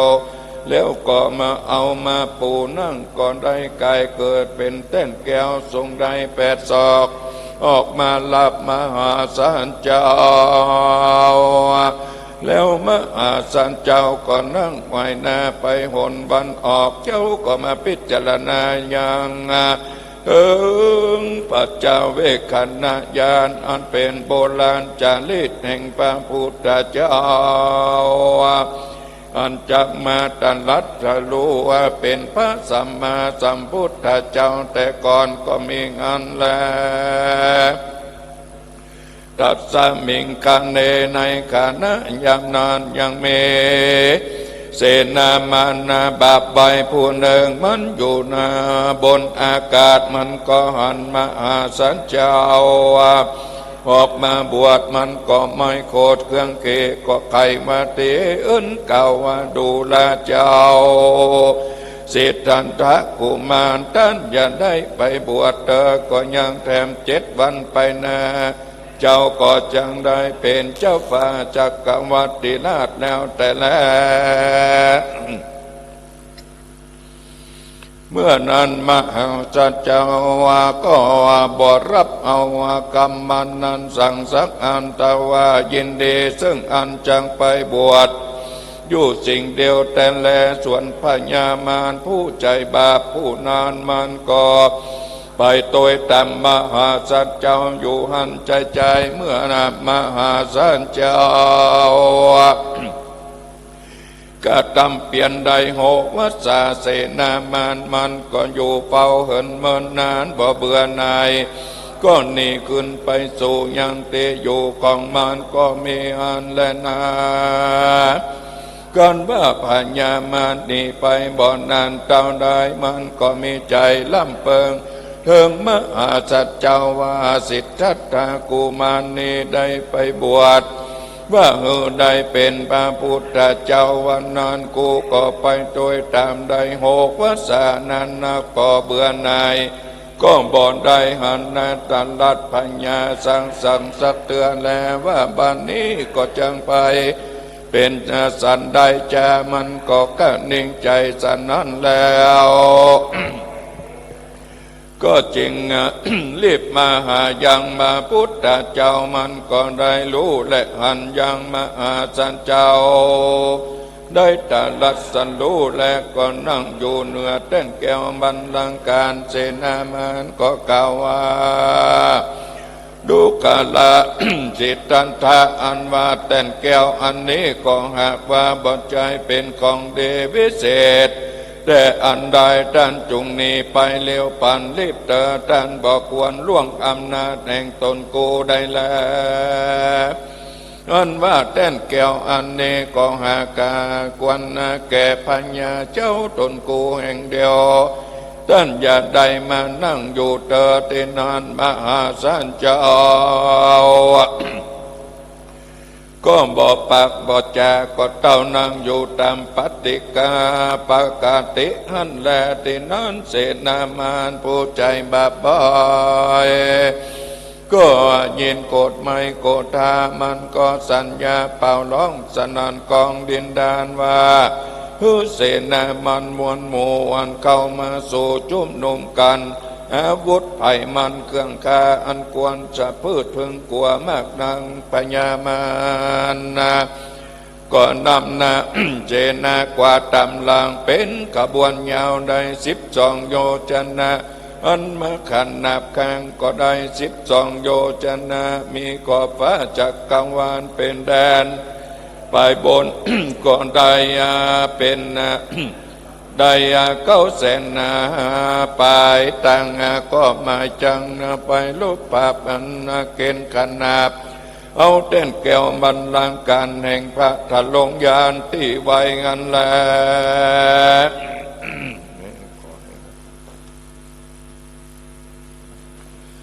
ยามนั้นแหละเทวบุตรและเทวดาก็ได้รับความเดือดร้อนมากนักหลายก็เต่าว่ามีแต่มหาสันเจ้าตนเดียวอันจักได้มาโปรดได้ปราบมันทั้งหลายกันแลสัพเพยคากุมปันดาพุทธมาเตตตาในกาลยามนานเสนามันทั้งหลายมวลหมู่ก็พากันมาเนรมิตมีรูปอันพังหลายควรอันเปิงกลัวมากนางมีมือถือหอกดาบและไม้ปืนไฟและกงธนูปากันโห่ร้องสันนันก้องดินดานจุมหมู่มานมากเท้าก็มาเวทล้อมมหาศาลเจ้าเพื่อจักกัดตามลายมีหน่วยปาการต่างๆนานาอันว่าสัตราอาวุธทั้งหลายก็บ่อาจมาไกลถูกต้องมหาสัจเจ้าได้สั่งสักอันแล้วมาลาติติยาลามาลาติปฏินันปัญญามานโตนยับจาก็ขึ้นขีดจางกาตัวใหญ่อันมีชื่อไว้ว่าติลันตุเมกาลาเมกาลาอันสูงได้640 โยชนะมันก็ยืนอยู่เหนือคอจ้างอานนาตัวพญามารสูงได้3,000 วาแล้วก็มาเนรมิตมีมือได้1,000 มือถืออาวุธเครื่องกาพร้อมจุอันแล้วก็เข้ามาสู่ยังที่อยู่มหาสันเจ้าเพื่อว่าไม่จักกัดตำลายหันแลตังโปปันตมัลลานาอาสะมันตาโตอุปะเลอาหังตาหะตังมาลาวุเคอันว่าเครื่องคาอาวุธทั้งหลายอันพญามารหักปุ้งซัดเข้ามานั้นไม่จังถูกพระพุทธเจ้าดังอ่อน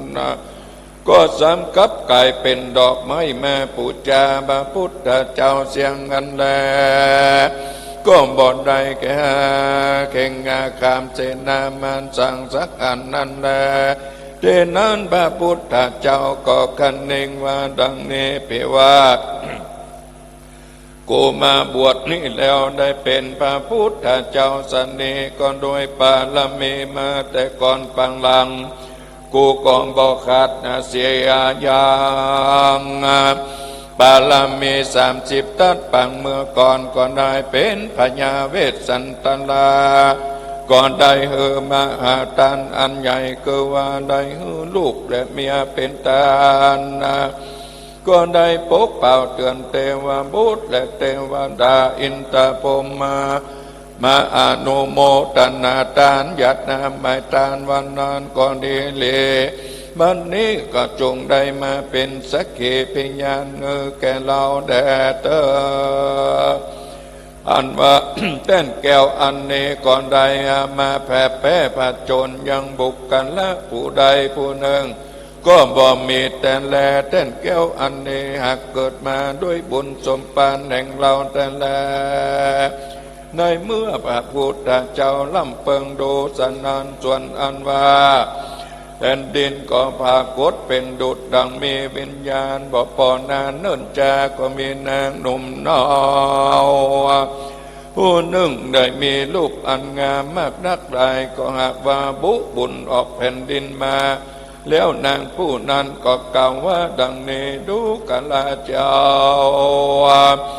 ตนผู้มีบุญสมปานมากนักอันว่านามหยาดอันเจ้าได้เฮือทานวัตถุใดก็ดีย่อมจักตกมาถูกหัวคาถูกเมื่อแต่เดเพียงว่าเจ้า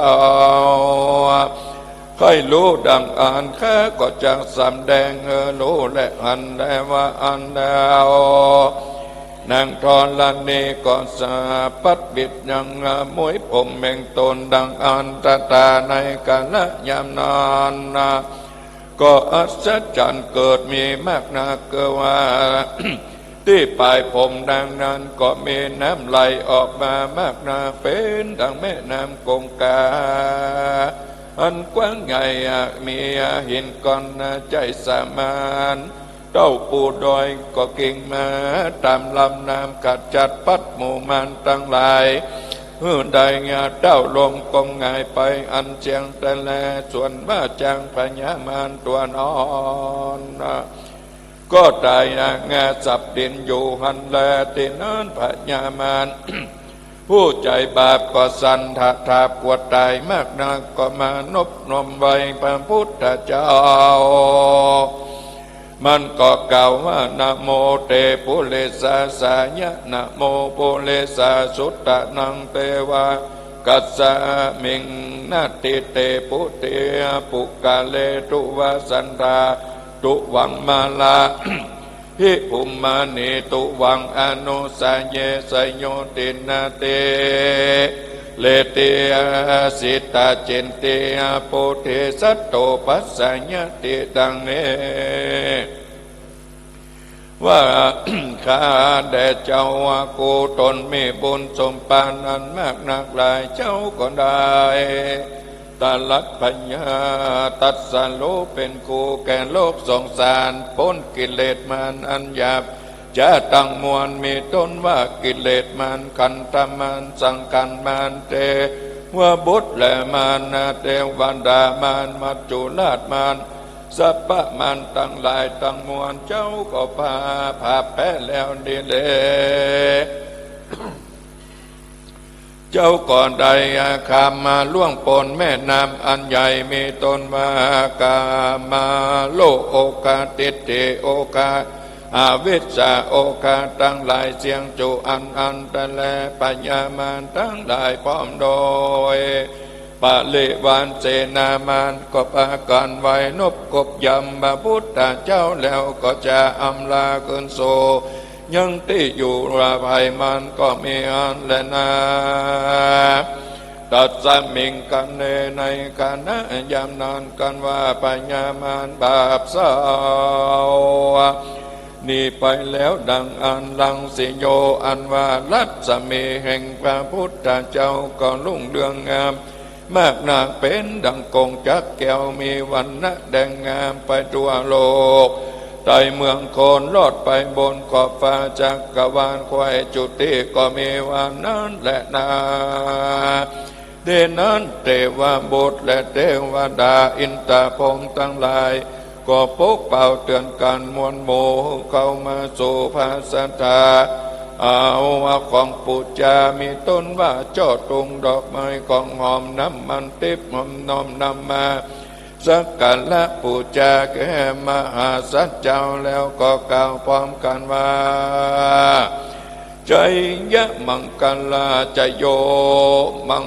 ลังหังโหติพุทเทกายัง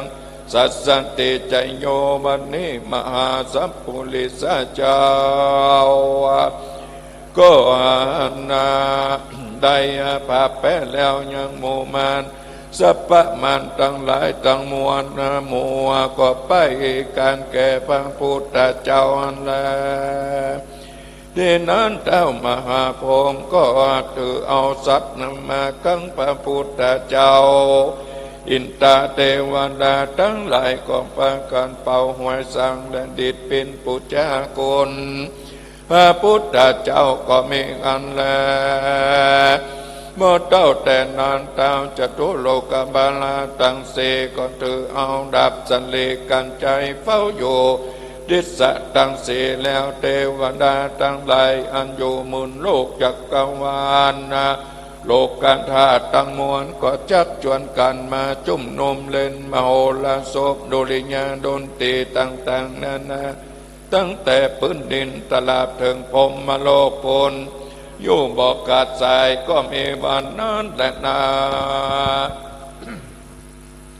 ในเมื่อพระพุทธเจ้าผับแป้แล้วยังโมมานพระทะลงยานก็คืดขวาดรู้ยังบุพเพนิวาสานุสติญาณคือว่าจังไรยังพญารู้ยังจัดอันใดเกิดมานั้นทัดนั้นไปในปัจฉิมยามก็ได้รู้แล้วยังแต่ละแลกเกิดตลาบต่อเต้าเถิงใดเต้นนาแก้วและอาตาลาดพญาอันเป็นที่สุดที่ซอยและได้ปงลงปัญญาในกาลปัจจยาทั้งหลายได้16เป็นอาจินแห่งพระพุทธเจ้าทั้งหลายนั่นแหละได้ละนึกอนุโลมมีต้นว่าอวิชชาจลามรณะได้ลำเพิงหันยังปฏิจจสมุปยะแล้วก็เข้าสู่สัมมาปฏิสุขมากกว่า100 โกฏนั้นนั่งอยู่มันกุงเดแล้วก็ลุกจากที่นั่งไปยืนอยู่ที่หนึ่งเจ้าก็มาเล็งดูยังเต้นแก้วโดยตาอันบอบพับเสียง7 วันก็มีแลในฐานะที่นานจึงได้ชื่อว่าอานิมิตติเจดีย์ก็หาเป็นที่พระพุทธเจ้าสัตตะควรส่องนั้นแลเมื่อนานพระพุทธเจ้าออกจากที่นั้นแล้วก็มาเนรมิตจงกรมแก้วไกยจักรวาลเตียวไปได้7 วันเจ้าก็จึงได้ชื่อว่าสัตตะทวน3จะแลกันพระพุทธเจ้าได้เสด็จออกจากกรมโกจมกรมแก้วแล้วก็มาอยู่เฮือนนันเทวดาหากเนรมิตขึ้นแล้วก็มาพิจารณาอย่างธรรมพิตกะทั้ง3แล้วจึงได้เจอว่าสัตตะทวน4ก็มีละที่นั้นพระพุทธเจ้าก็ออกจากเรือนแก้วก็ไปสู่อย่างต้นไม้มุจจาเลตาก็บังเกิดเป็นฝนและลมมากนักที่นานพญานาคก็มาเลิกผังพานปกนำบังเอาพระพุทธเจ้าตลาบเสียง7 วันแล้วจึงได้เจอว่าสัตตะทวน5ก็มีแลดัดนั้นไปพระพุทธเจ้าก็เสด็จไปสู่ยังที่อยู่แทบเก้าไม้ปัจจาอัจฉาลาปาลานิโคตจึงได้เจอว่า สัตตะทวน6ก็มีแลดัดนั้นไป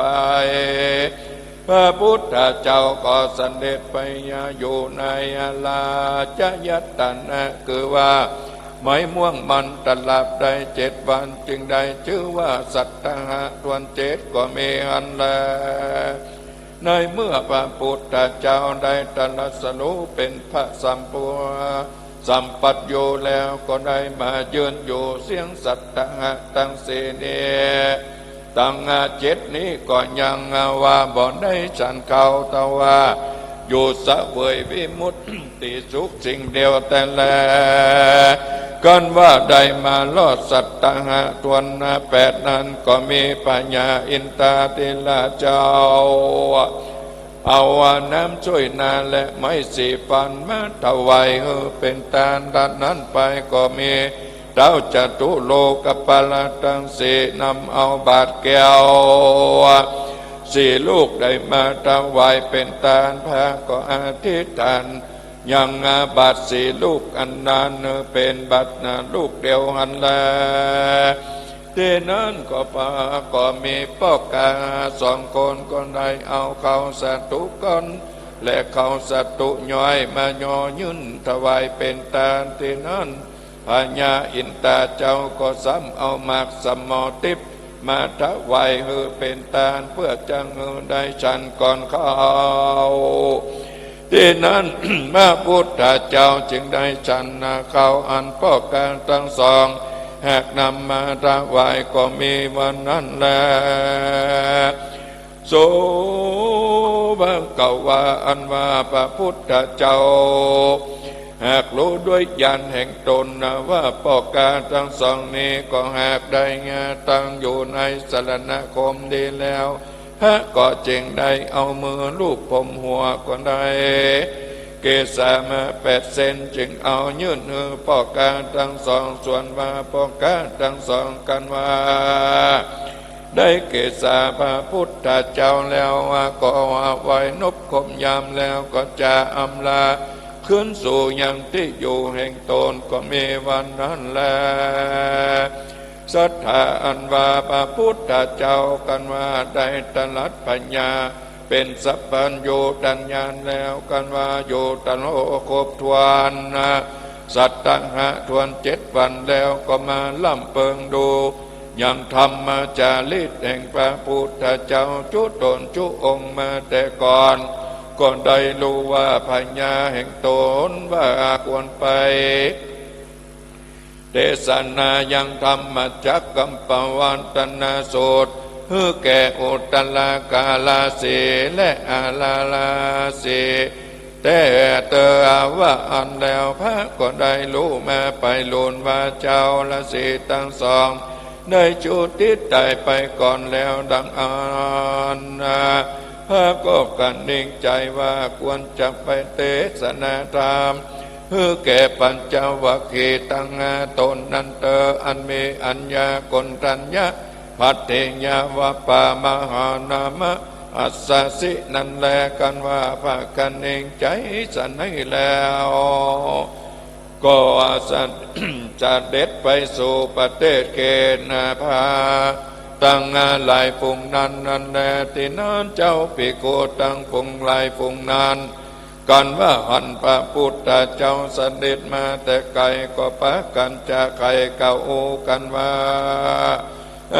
วุโสดุการลาเจ้าเราทั้งหลายเฮ้ยนุ่มมาเท่า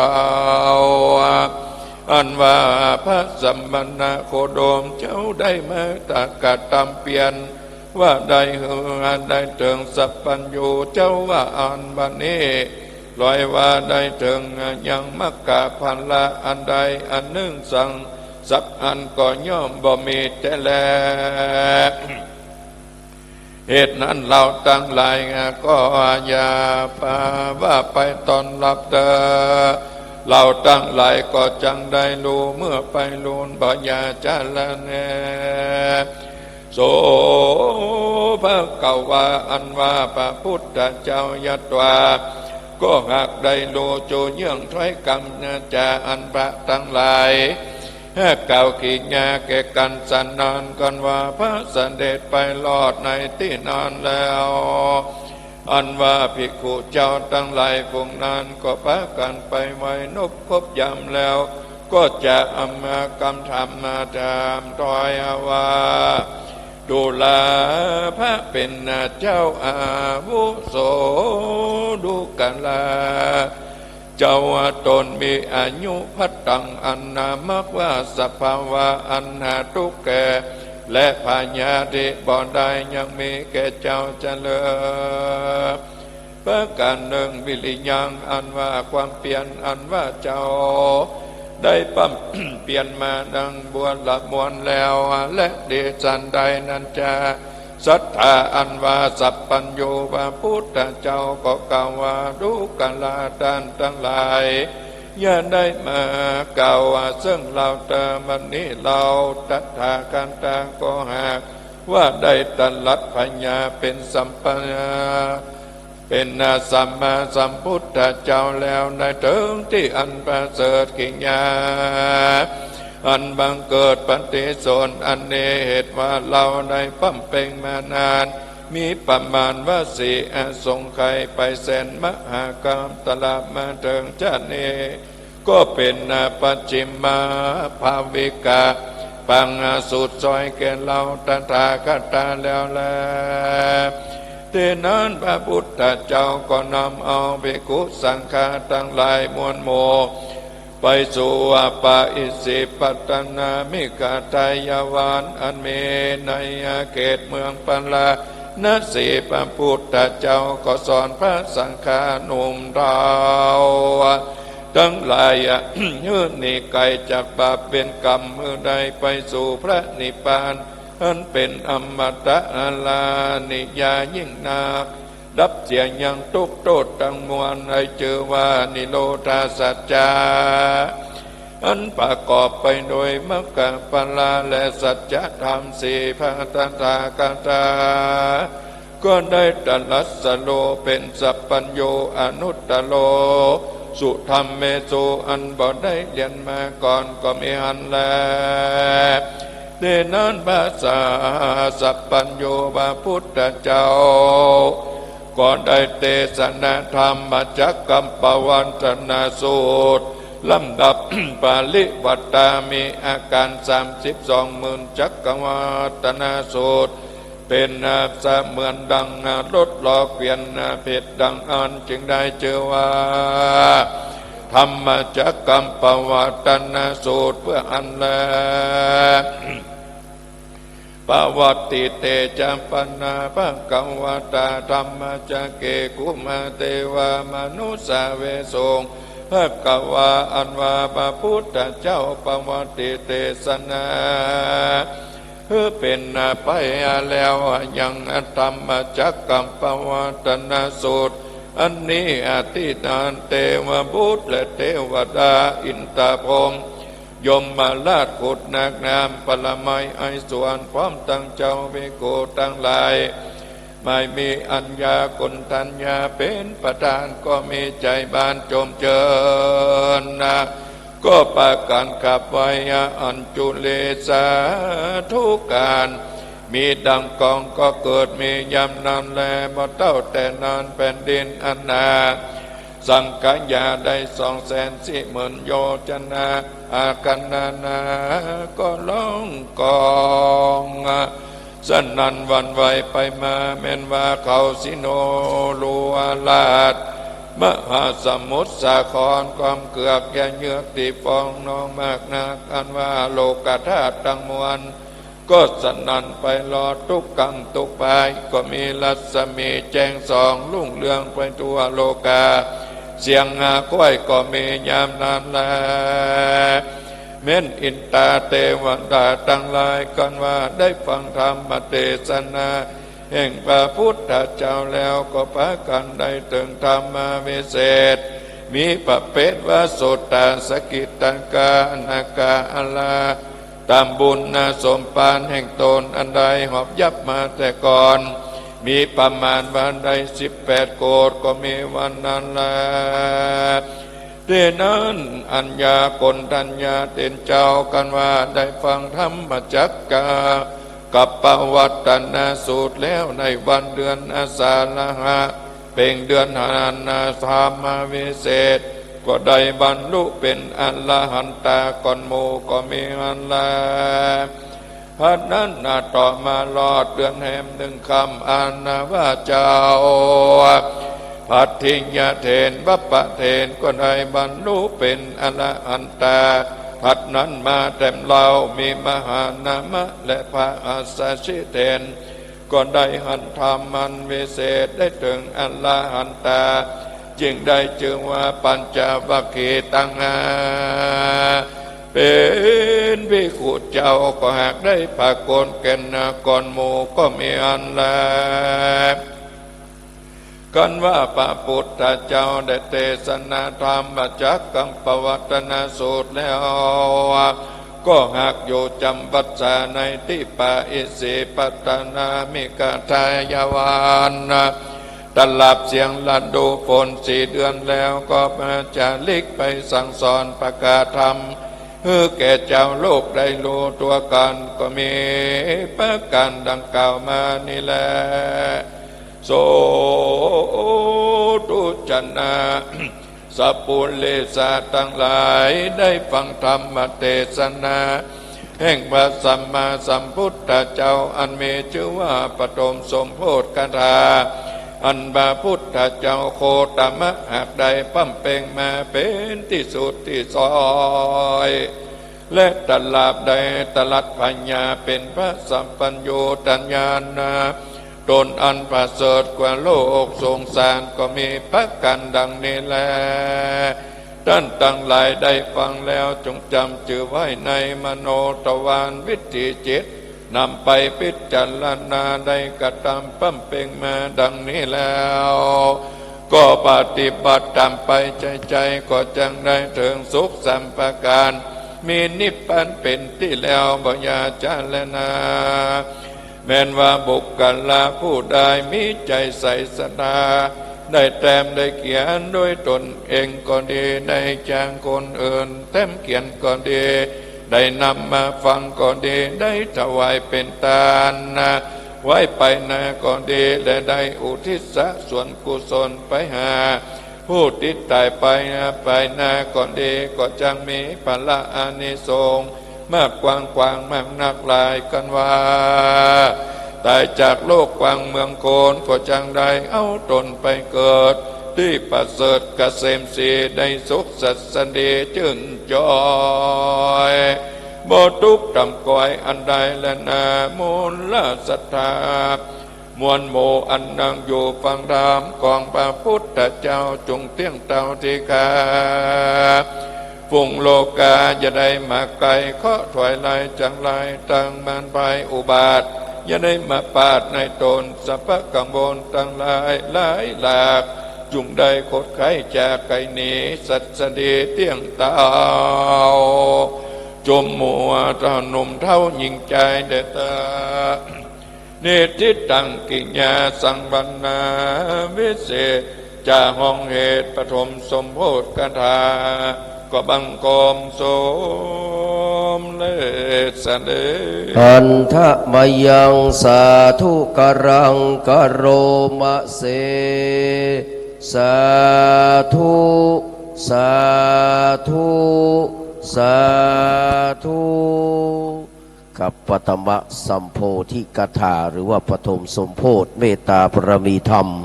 ในท่านพระครูวิจารณ์ธรรมทัศน์นะครับหลวงพ่อวัดไร่พัฒนารามจบลงไปแล้วนะครับจากนี้ไปขอเรียนเชิญนะครับพ่อตันนะครับสุขใสได้เข้าน้อมถวายกันเทศในพ่อเนอ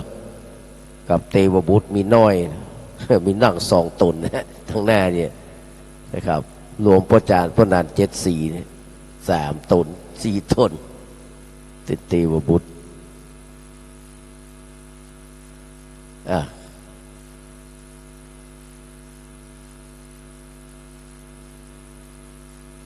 สาธุสาธุสาธุพอตันปิกไปนั่งที่เก่าเนอร์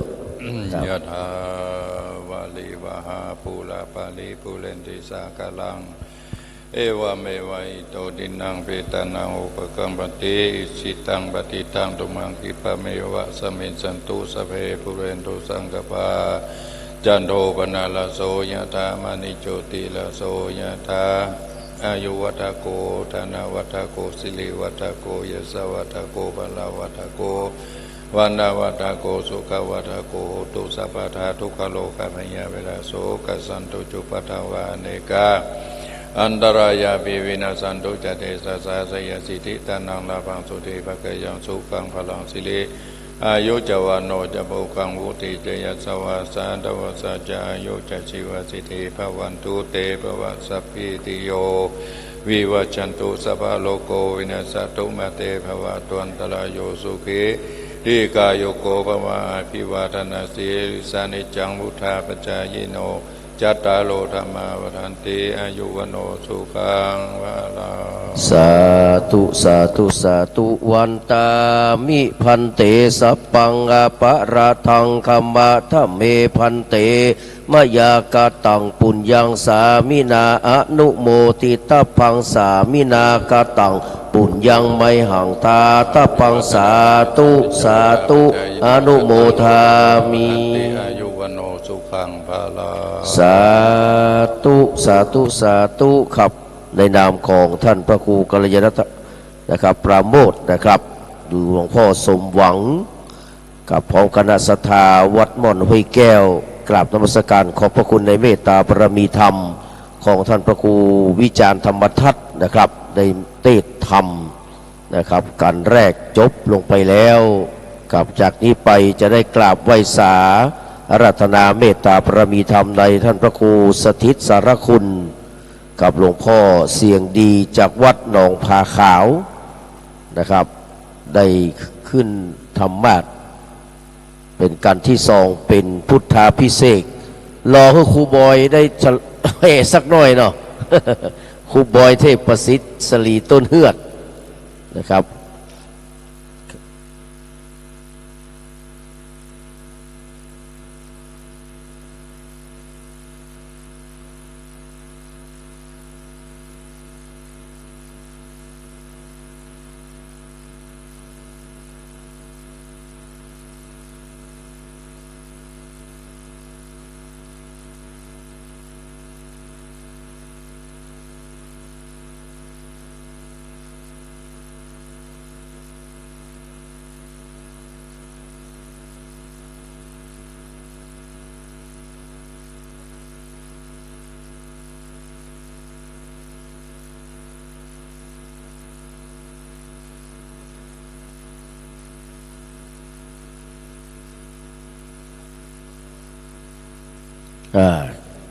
จากนี้ไป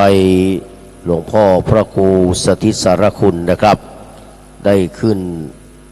ธรรมาสน์แล้วจะได้เทศนาธรรมกันที่สองคือพุทธาภิเษกเป็นลำดับต่อไปเจิญศรัทธาพ่อพี่น้องสาธุชนทั้งหลายได้ตั้งจิตตั้งใจสดับรับฟังเนอะเป็นลำดับต่อไปนะครับ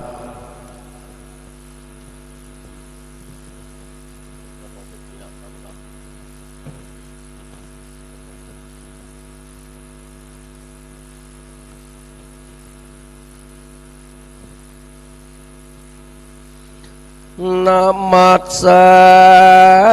การแคบไว้ต่างทูปเทียนนาดอกไม้หมู่มาลามขออาราธนาลูกศิษย์พระพุทธาโต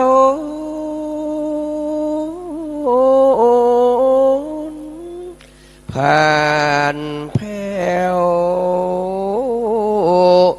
ขึ้นแต่นธรรมาสแก้ว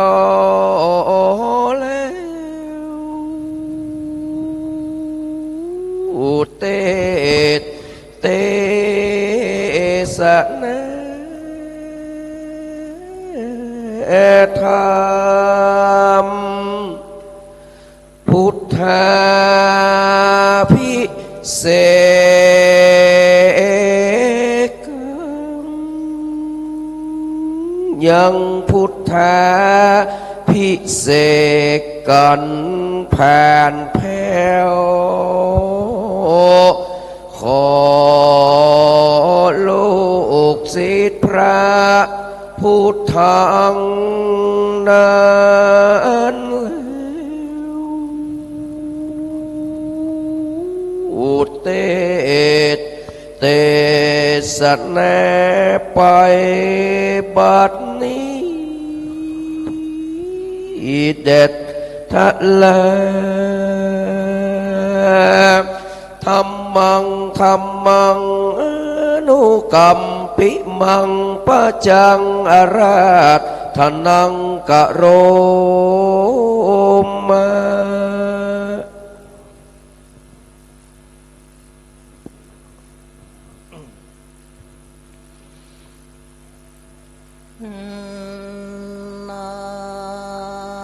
โมตัสสะภะคะวะโตอะระหะโตสัมมาสั า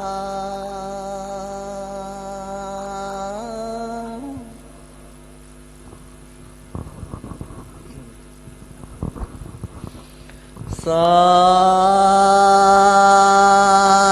ธุสาธุสาธุอะหังวันตามิสิราสาพุทธังธัมมังสังฆังมุตตมังนะมาเมรันตานันตายังสัมปะอันตรายโยวินาสันโตอาเสสะโตอาหังอันว่าคาวันตามีก็น้อมใบพุทโธเศธโธอันว่าพระพุทธเจ้าตนพาเสดล้ำเลิศยิ่งกว่าโลกตั้งสามกำตังนาวาโลกุณตาราธรรมเจ้าเก่าภาการและพระอริยสังฆเจ้าตนพาเสดอันเป็นที่เกิดแห่งเนื้อนาบุญตักขินหิโยอันควรห้ามเอายังตานาตั้งหลายอันมนุษย์และเทวดาหากปูจามสัมปะอันตรายาตั้งหลายวินาสันตุจุงระงามดำหายขาดไปอาเสสะโตก็อันนาโดยมีแต่ยังได้เศษสลอ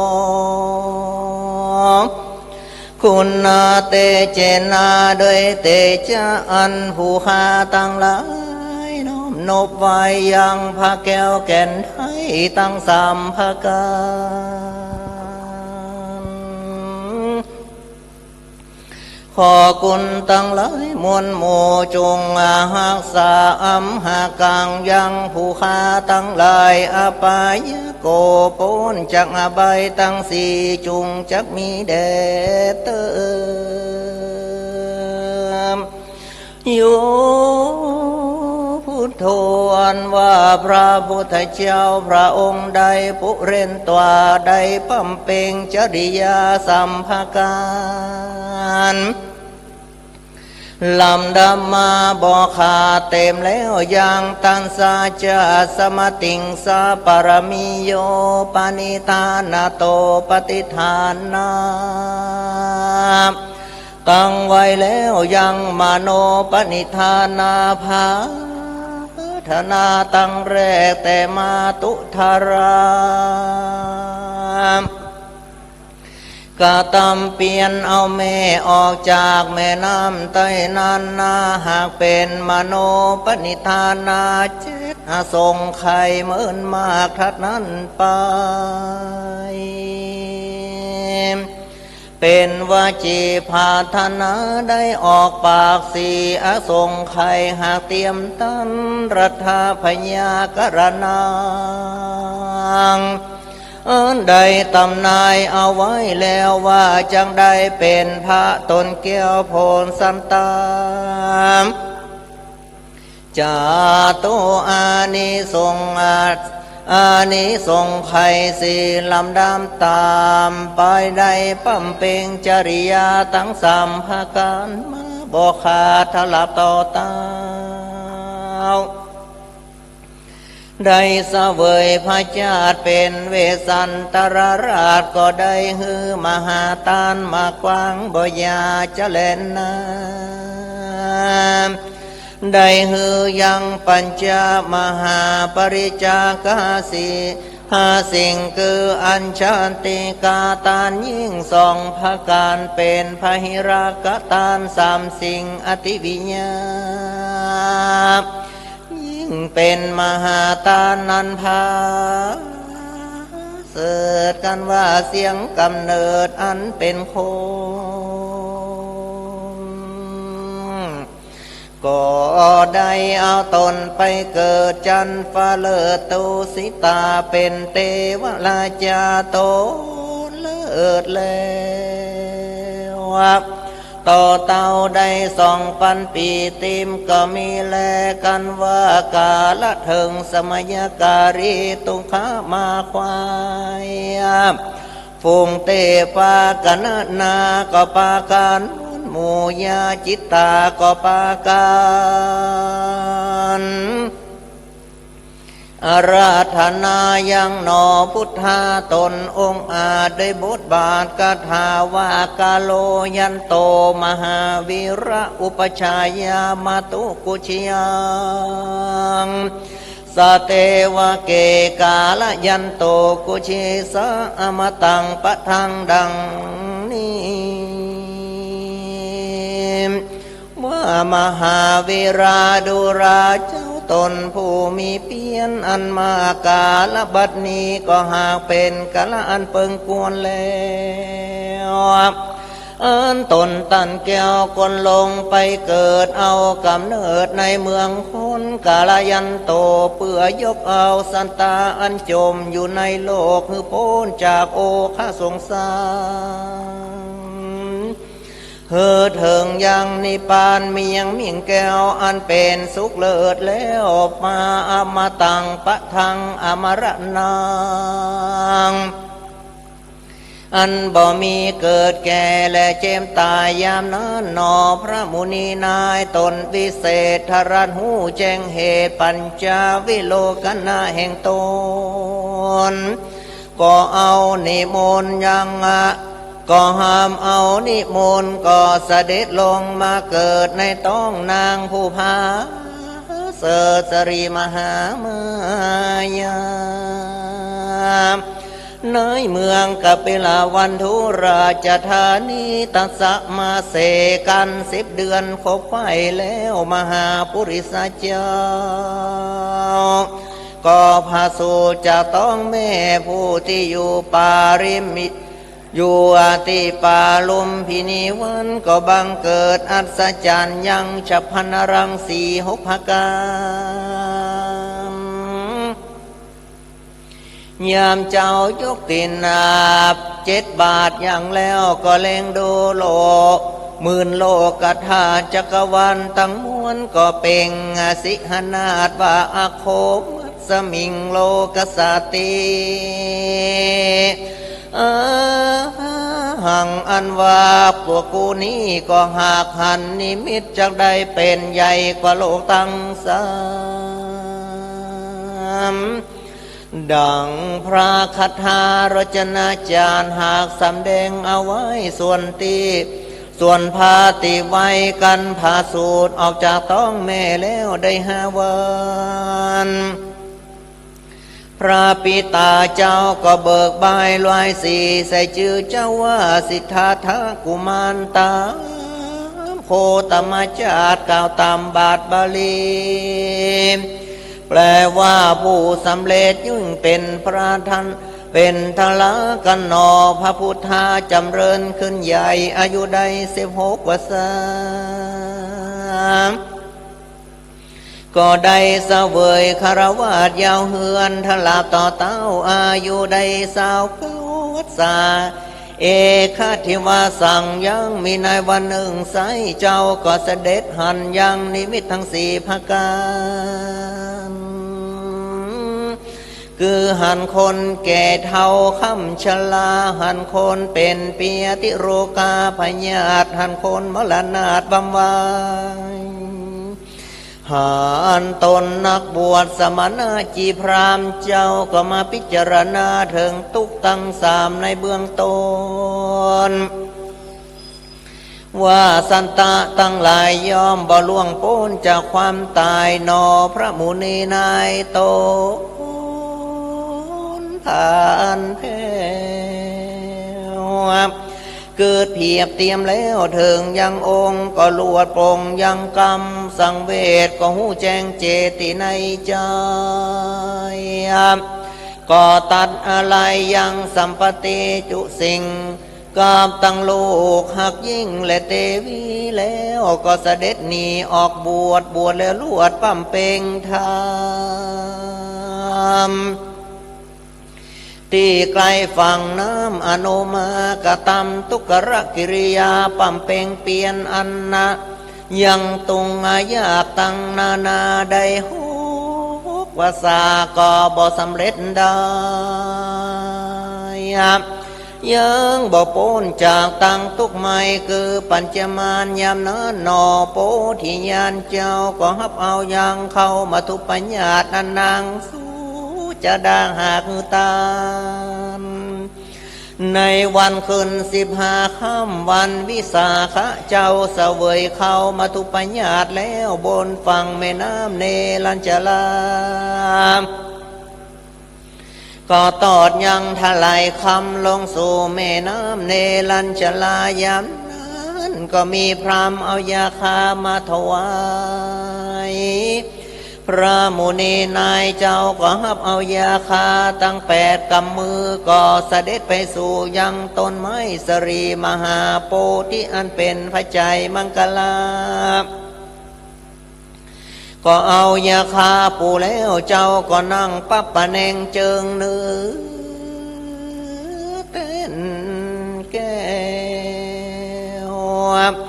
ก็อธิษฐานตั้งต้นใหม่พิจารณาไว้ตั้งใจ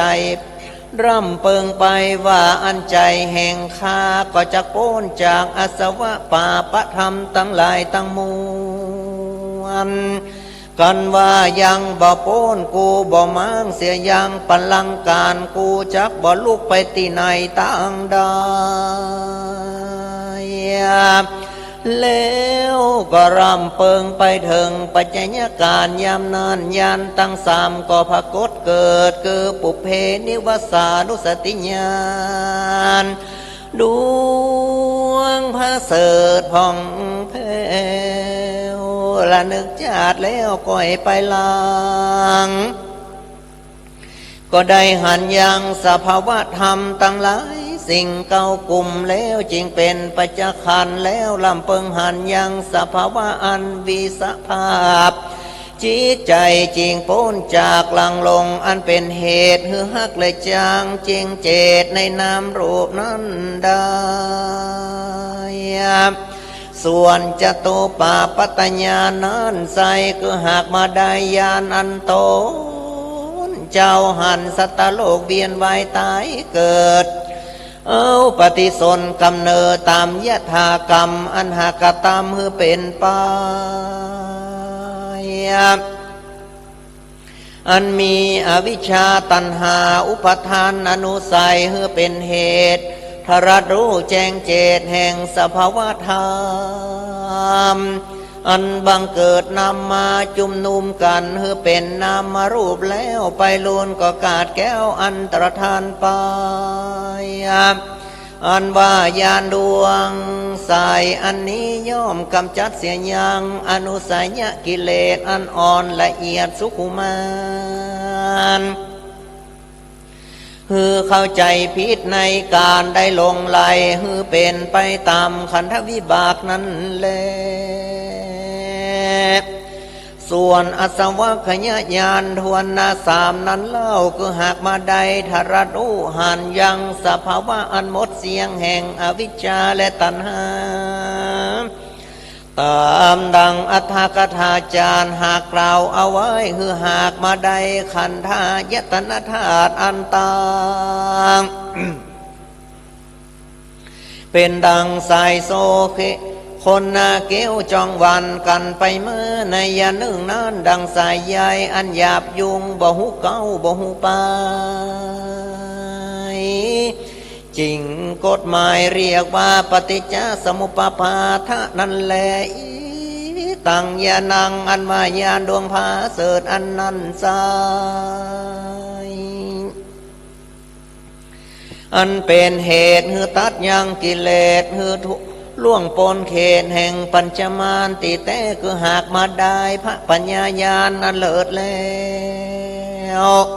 อันพาตนแก้วหากเล่งหันนายังอริยสัจธรรมตั้งสี่โดยโสตปฏิภลญาณโดยปัญจเวคขณญาณว่าทุกขสัจจะเป็นตนอันจักล่วงพ้นจากปาปธรรมเจ้าสิทธัตถาได้ปั้มเป่งทุกรกิริยากรรมเมินมาเมินนานมากนักได้6 วสาหากเตียนแต่ตาน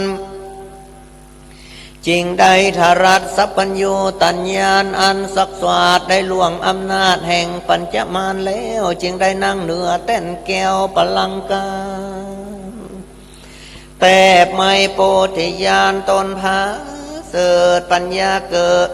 กล้าเกิดตัดยังป่าประทาม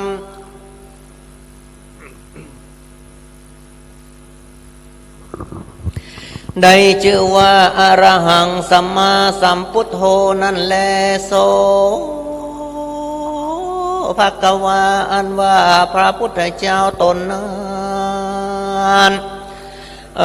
รหังตนอันไกลจากกิเลสพ้นจากเขตโมหะธรรมใดเสวยวิมุตติอันผาเสริฐคือหากเกิดความสุขอันลำเลิศพ้นจากกิเลสอาสวะอันเสียงวาระเวลา7 วันแล้วพระตนแก้วก็ยังมาพิจารณายังปฏิจจสมุปบาทก็ได้พ้นจากบ่วงบาทแห่งตัณหาแล้วเปล่งยังอุทานคาถาว่าอเนกาจาติสังสารังโดยญาณดวงใดผู้ค้าตั้งหลายขอโอกาสราธนาดวงธรรมนั้นจงเข้ามาสู่ยังพระพุทธรูปเจ้าถ้าลาบต่อเต้าหาปันพระวสานั้นแดเตอโสภควาอันว่าพระพุทธเจ้าตนนั้นสัมมาสัมพุทโธตนทันสรู้ใหญ่ยธรรมตั้งห้าภาการคือยังสังขารยญาณวิลาระยญาณรักณยญาณปัญญันตยัญญาณนิพพานายญาณด้วยตนโดยดีโดยดวงญาณอันวิเศษได้ทรรู้แจ้งเจตยังพละธรร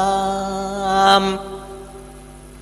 เป็นอนันตาจริงเป่งยังวจนะบทว่าสัมมาสัมพุทโธคือหากมาได้ยัก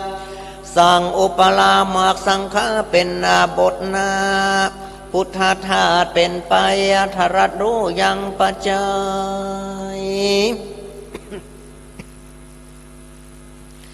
สาวิพันตานำไปเป็นโอเป็นรูปโปเป็นสัมมาสัมพุทโธนั่นแหละอันว่าพระพุทธเจ้าตนตรัสรู้กอดทรงยังโรมไม้มหาโพธิได้7 วันแล้วพระตนแก้วก็ได้ตั้งชื่อว่าอามิตาเจติยะก็เสด็จจากนั้นไปสู่จังกมังถ้าราบต่อเตาได้7 วันพระก็ได้ไปสู่ยังรัตนาคารังเรือนแก้ว7 วันแล้วก็เสด็จไปสู่ยังสันตหังอันใหม่ก็นั่งอยู่ใต้ห่มไม้อาชาประอาชาปาระนิโคธาไดเตสนาภายโพดยังพรามอันมาทูลถามโดยจิตเจตพระก็ได้ตัดห้องบอกเหตุที่เป็นสมณพราหมณ์กันว่าได้ยามวร7 วันแล้วพระตนแก้วก็เสด็จไปสู่ยังที่อยู่จิกามุลังต้นไม้ร่มไม้อันตีจิมไกมุจรินสราตินานอันตั้งอยู่ติสาหนอคเนแห่งต้นไม้สรีมหาโพธิลูกหาพระก็พิจารณาถึงกองธรรม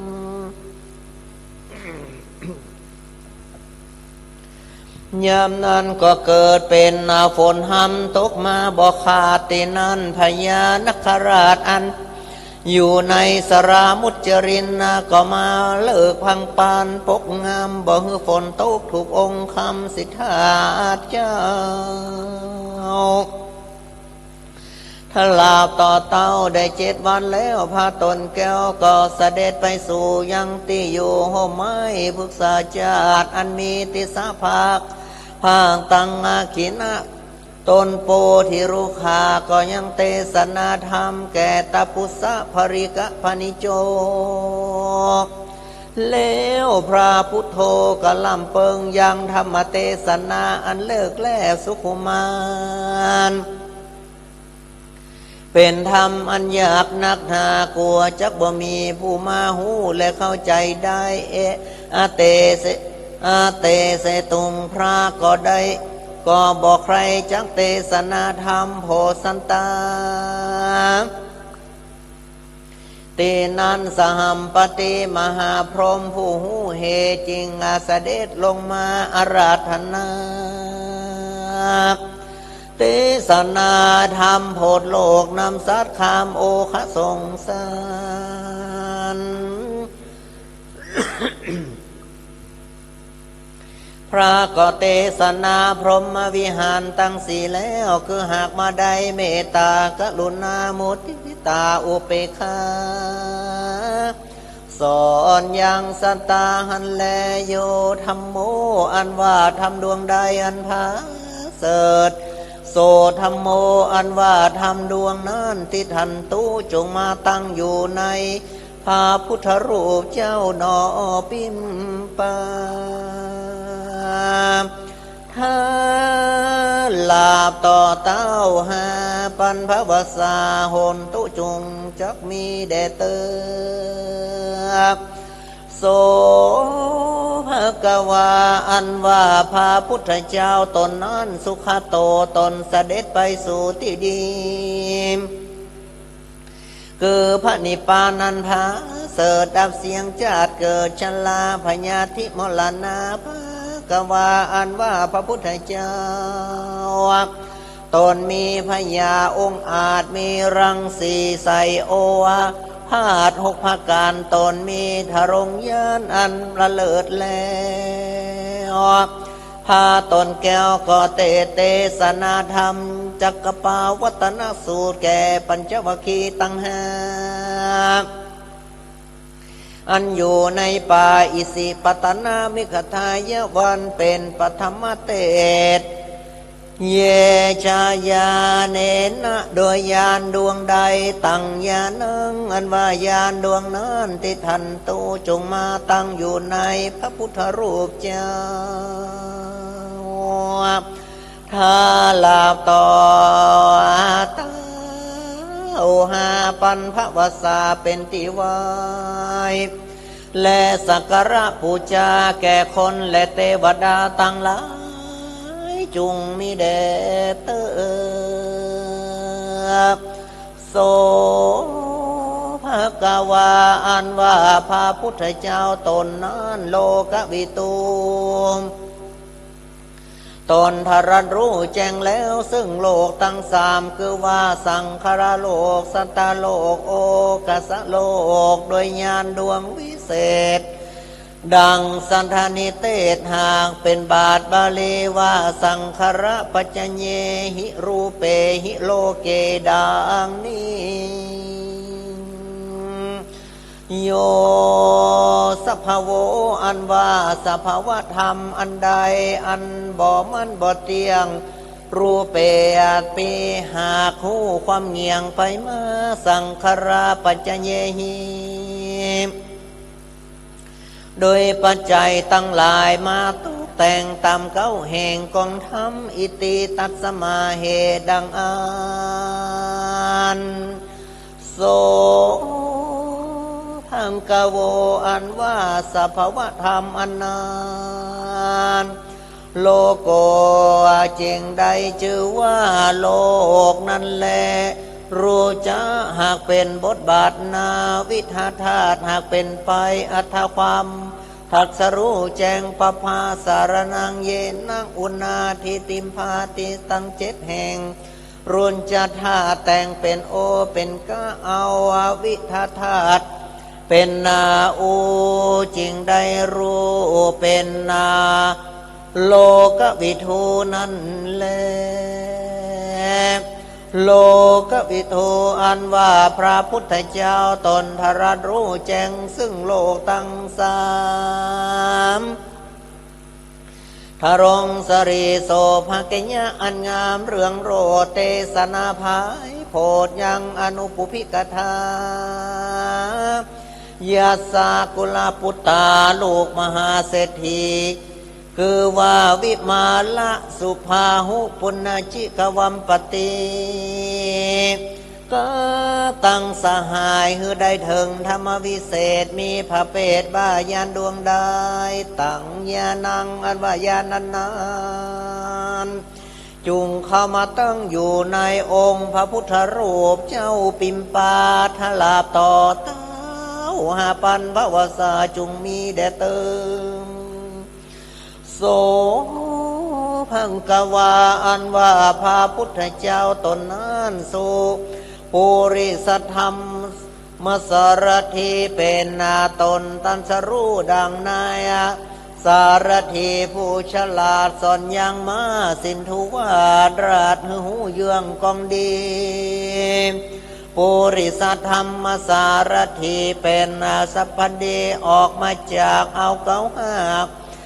เมื่อธารธาวิหาวิคังตัมสัทธาศาสตร์ว่าปุริสธรรมโมเทเสนโตพระองค์ก็เตสนาธรรมมากตัมปัมเปงสั่งสอนยังจติละสีตั้ง3 ปีน้องอันอยู่ในแห่งห้องอุรุเวระเสนานิคมพระโคดมหูแจ้งเหตุจริงสำแดงปาฏิหาริย์เป็นเหตุฮืออัศจรรย์ได้ปอปันไป503บ่เศษอันเป็นต้นเหตุลาเสียอย่างเปตรสีขอบวชในศาสนาถึงอร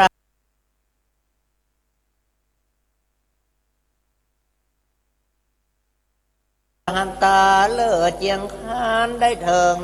เนรปานเมียง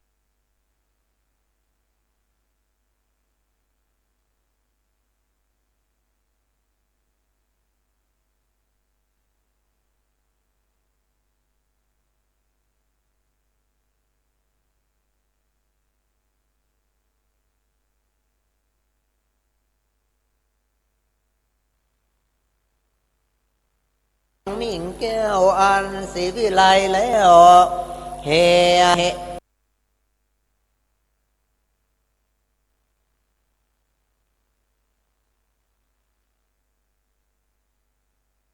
เย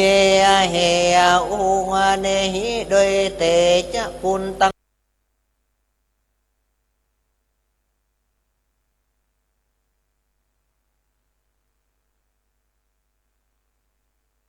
นาอันว่าคุณตั้งหลายผงนันติตันตุขอจุง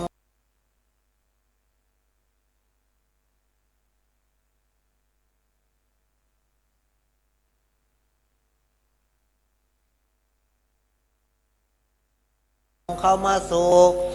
ยังองค์พระพุทธรูปเจ้าในวิหา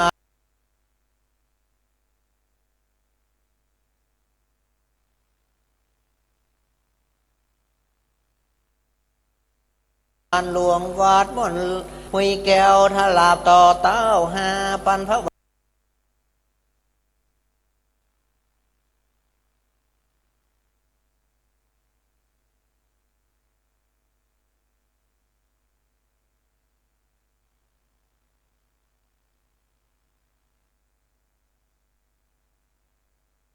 ตั้งหลายคัดตัวพระพุทธาเสด็จไป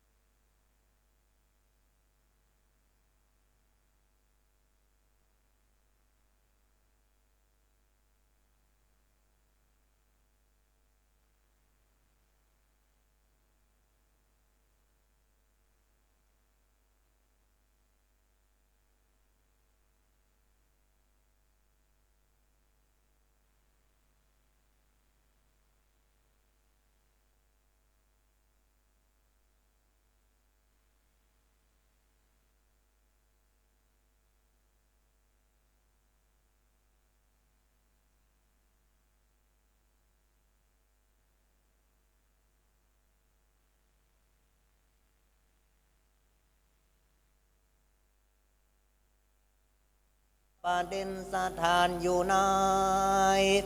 องค์สารูปเจ้าปิมปาองค์งามอันนาฮือมีเตจฤทธิภาพเรื่องราบปัญจัยยาภาเปยังหมู่มาลีตั้งหลายตั้งมวลนั้นแด่เตอปูนเมื่อพาพุนถ้าเจ้ายังทรมานสำเด็งปฏิหาริจริงมาหายโพดฮือผู้ฆ่าตั้งไหลได้สังการะผู้จัดลาบต่อเต้าหาปันภาวาสาจุงจังมีแด่เตอมโนนามุนตาธาตุขออาราธนายังคุณพระพุทธเจ้าคุณพระเจติยาธาเจ้าคุณพระพุทธบาทเจ้าอันมีตัวเต่าปืนแผ่นปันทวีกำตังยังมีบนฝากฟ้าจุรามณีเกตแก้วผู้ข้าขออาราธนาแล้วจุองค์พุทโธภารนังจินาธาตุโยคุณนามาหันตาอันนามีพมานเต้าเม็ดถั่วกวางงักมีวันนารัศมีใสสว่างดังจาดคำแดงจักนับเป็นนาแข้งมีปอหาอันว่าผู้ข้าขออาราธนาตันนาทุรามัชชิมาแม่นใหญ่น้อยเต้าเม็ดนาเขาสันหักตั้งงานกันนาพิว่าเพียบดังแก้วประภาคุณทางกะสะโปเม็ดเต้าเม็ดพันพังกาดมีวันนาจาดอันข่าวปอนผู้ข้าขอยอก่อนนบน้อมไว้สังกลาปูจาอันทีอุนหิสังอันนาว่ากระดูกเบืองแห่งศิราสาอุมพาอังคากาอันนาว่ากระดูกดำมามีดอันยังบ่มังหีตั้งอยู่สันดีจาตุโรตันตาอันว่าเกี่ยวฟางมีปอสีผู้ข้าขอกาปรีไว้วันตาชากาโสรนาสาสิมาแห่งพาจินนาถาเจ้าอันมีมาเต้า12,800จูองอันทารงไว้แต่สองตือโกดอันพาหากได้ตั้งไว้ภายโพแก่หมูสันตาผู้ข้าตั้งหลายขออาราธนายังอากุลมหาจินนาถาเจ้าองจุงมาสถินทารงตั้งอยู่ในสาพระพุทธารูปเจ้าปิมปาและเจติญาธาเจ้าเจดีทลาบต่อเต้า5 ปันภาวาสานั้นจุงจะมีแด่เตอพุทโธเศธโธอันว่าพระพุทธเจ้าตนพระเสริฐล้ำเลิศกว่าโลกตั้ง3ได้เตสนาธรรมหายโพดโลกนำสันคำโอคาวันตาทรงสารได้ถึงนิพพานเบียงแก้วเพื่อได้เป็นตีแล้วมนุษย์ได้เตโวอันว่าเตวบุตรเตวดาอินตาพรหมยมมาราชกับตังมนุษย์สาจารังคันตูจงมาหักษายังพาพุทธรูปเจ้าปิมปากับตังเจติยาธาเจ้าที่อยู่ในวัดม่อนห้วยแก้วและพุทธบาทเจ้าตั้งหลายตั้งมวลก็ดีไว้เป็นตีไว้และสังการะปูจาลาบต่อเต้า5 ปันภาวาสานั้นจุงจักมีแด่เตออาหังวันตามิสัมปตาอาหังวันตามิทุระโตอาหังวันตามิธาตุโยอาหังวันตามิสัพพโสนิเทตังกิญญาสังนานาวิเศษจาห้องเหตุยังธรรมพุทธพิเศษอบรมสมโพธิพระพุทธรูปเจ้าปิมปาประธานในวิหารหลวงวัดม่อนห้วยแก้วและพระเจติยธาตุเจดีย์วัดม่อนห้วยแก้วแห่งนี้ก็บังกุมสมเร็ เสด็จแล้วเต้านี้ก่อนหันทะมยังสาธุกรังกโรมะเสสาธุสาธุสาธุจบลงไปแล้วครับสำหรับพุทธาพิเศษกกันทุนสองนะครับจากนี้ไปขอเรียนเชิญนะครับนางสาวจันฟองจันจีนะครับเข้าน้อมถวายกันเตศเนอร์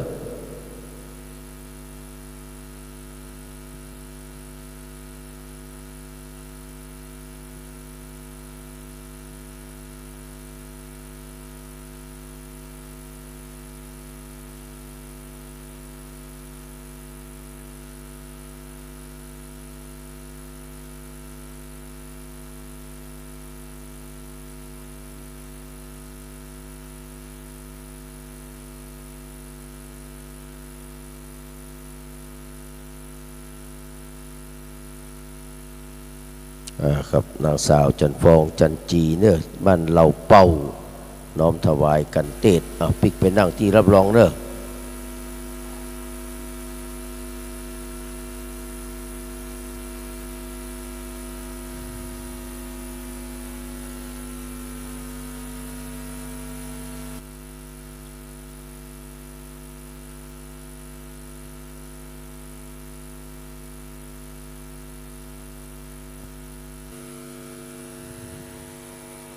ต่อไปฮับปอนนะครับ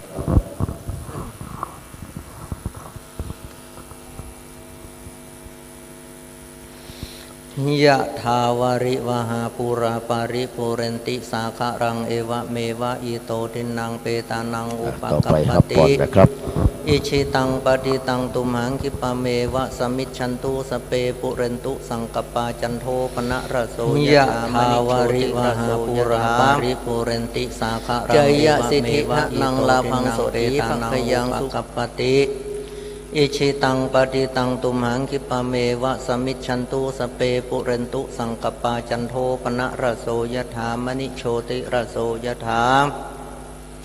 จยะสิทธิทะนังลาภังโสถีภคยังสุขังพลังสิริอายุจะวันโนจะโพพังบุธิจยัสสวาสาตวัสสะจะอายุจะชีวะสิทธิภวันตุเตสปีติโยวิวัจจันตุสปะโลโกวินัสสตุมาเตภวัตันตรายโยสุขีทีคายุโกภวะอภิวาทนะสิริสนิจังวุธาปจายโนจัตตารโอธรรมาวัฏันติอายุพโนสุขังปะลาสาธุสาธุสาธุวันตามิพันเตสัพพังอาปะระตังคัมมาทะเมพันเตมยากะตังปุญญังสามินาอนุโมติตาพังสามินากะตังปุญญังไมหังตาตาพังสาธุสาธุอนุโมทามิอภิวาตนาสิริสนิจังวุธาปจายโนจัตตารโอธรรมาวัฏันติอายุวโนสุขังปะลังสาธุสาธุสาธุครับในนามของท่านพระครูกัลยาณปราโมทย์นะครับหลวงพ่อสมหวังเพื่อจะขอถ่ายรูปแป๊บหนึ่งเนี่ยหลวงพ่อเด้อกับหลวงพ่อพระครูสถิตสารคุณนะครับจะเก็บไว้นะถ่ายทอดไป47ทั่วโลก147ทั่วโลกนะครูบอยขึ้นเพลงก่อนเชิญเลยครับขอนมัสการขอบพระคุณเด้อครับหลวงพ่อพระครูสถิตสารคุณวัดหนองผาขาว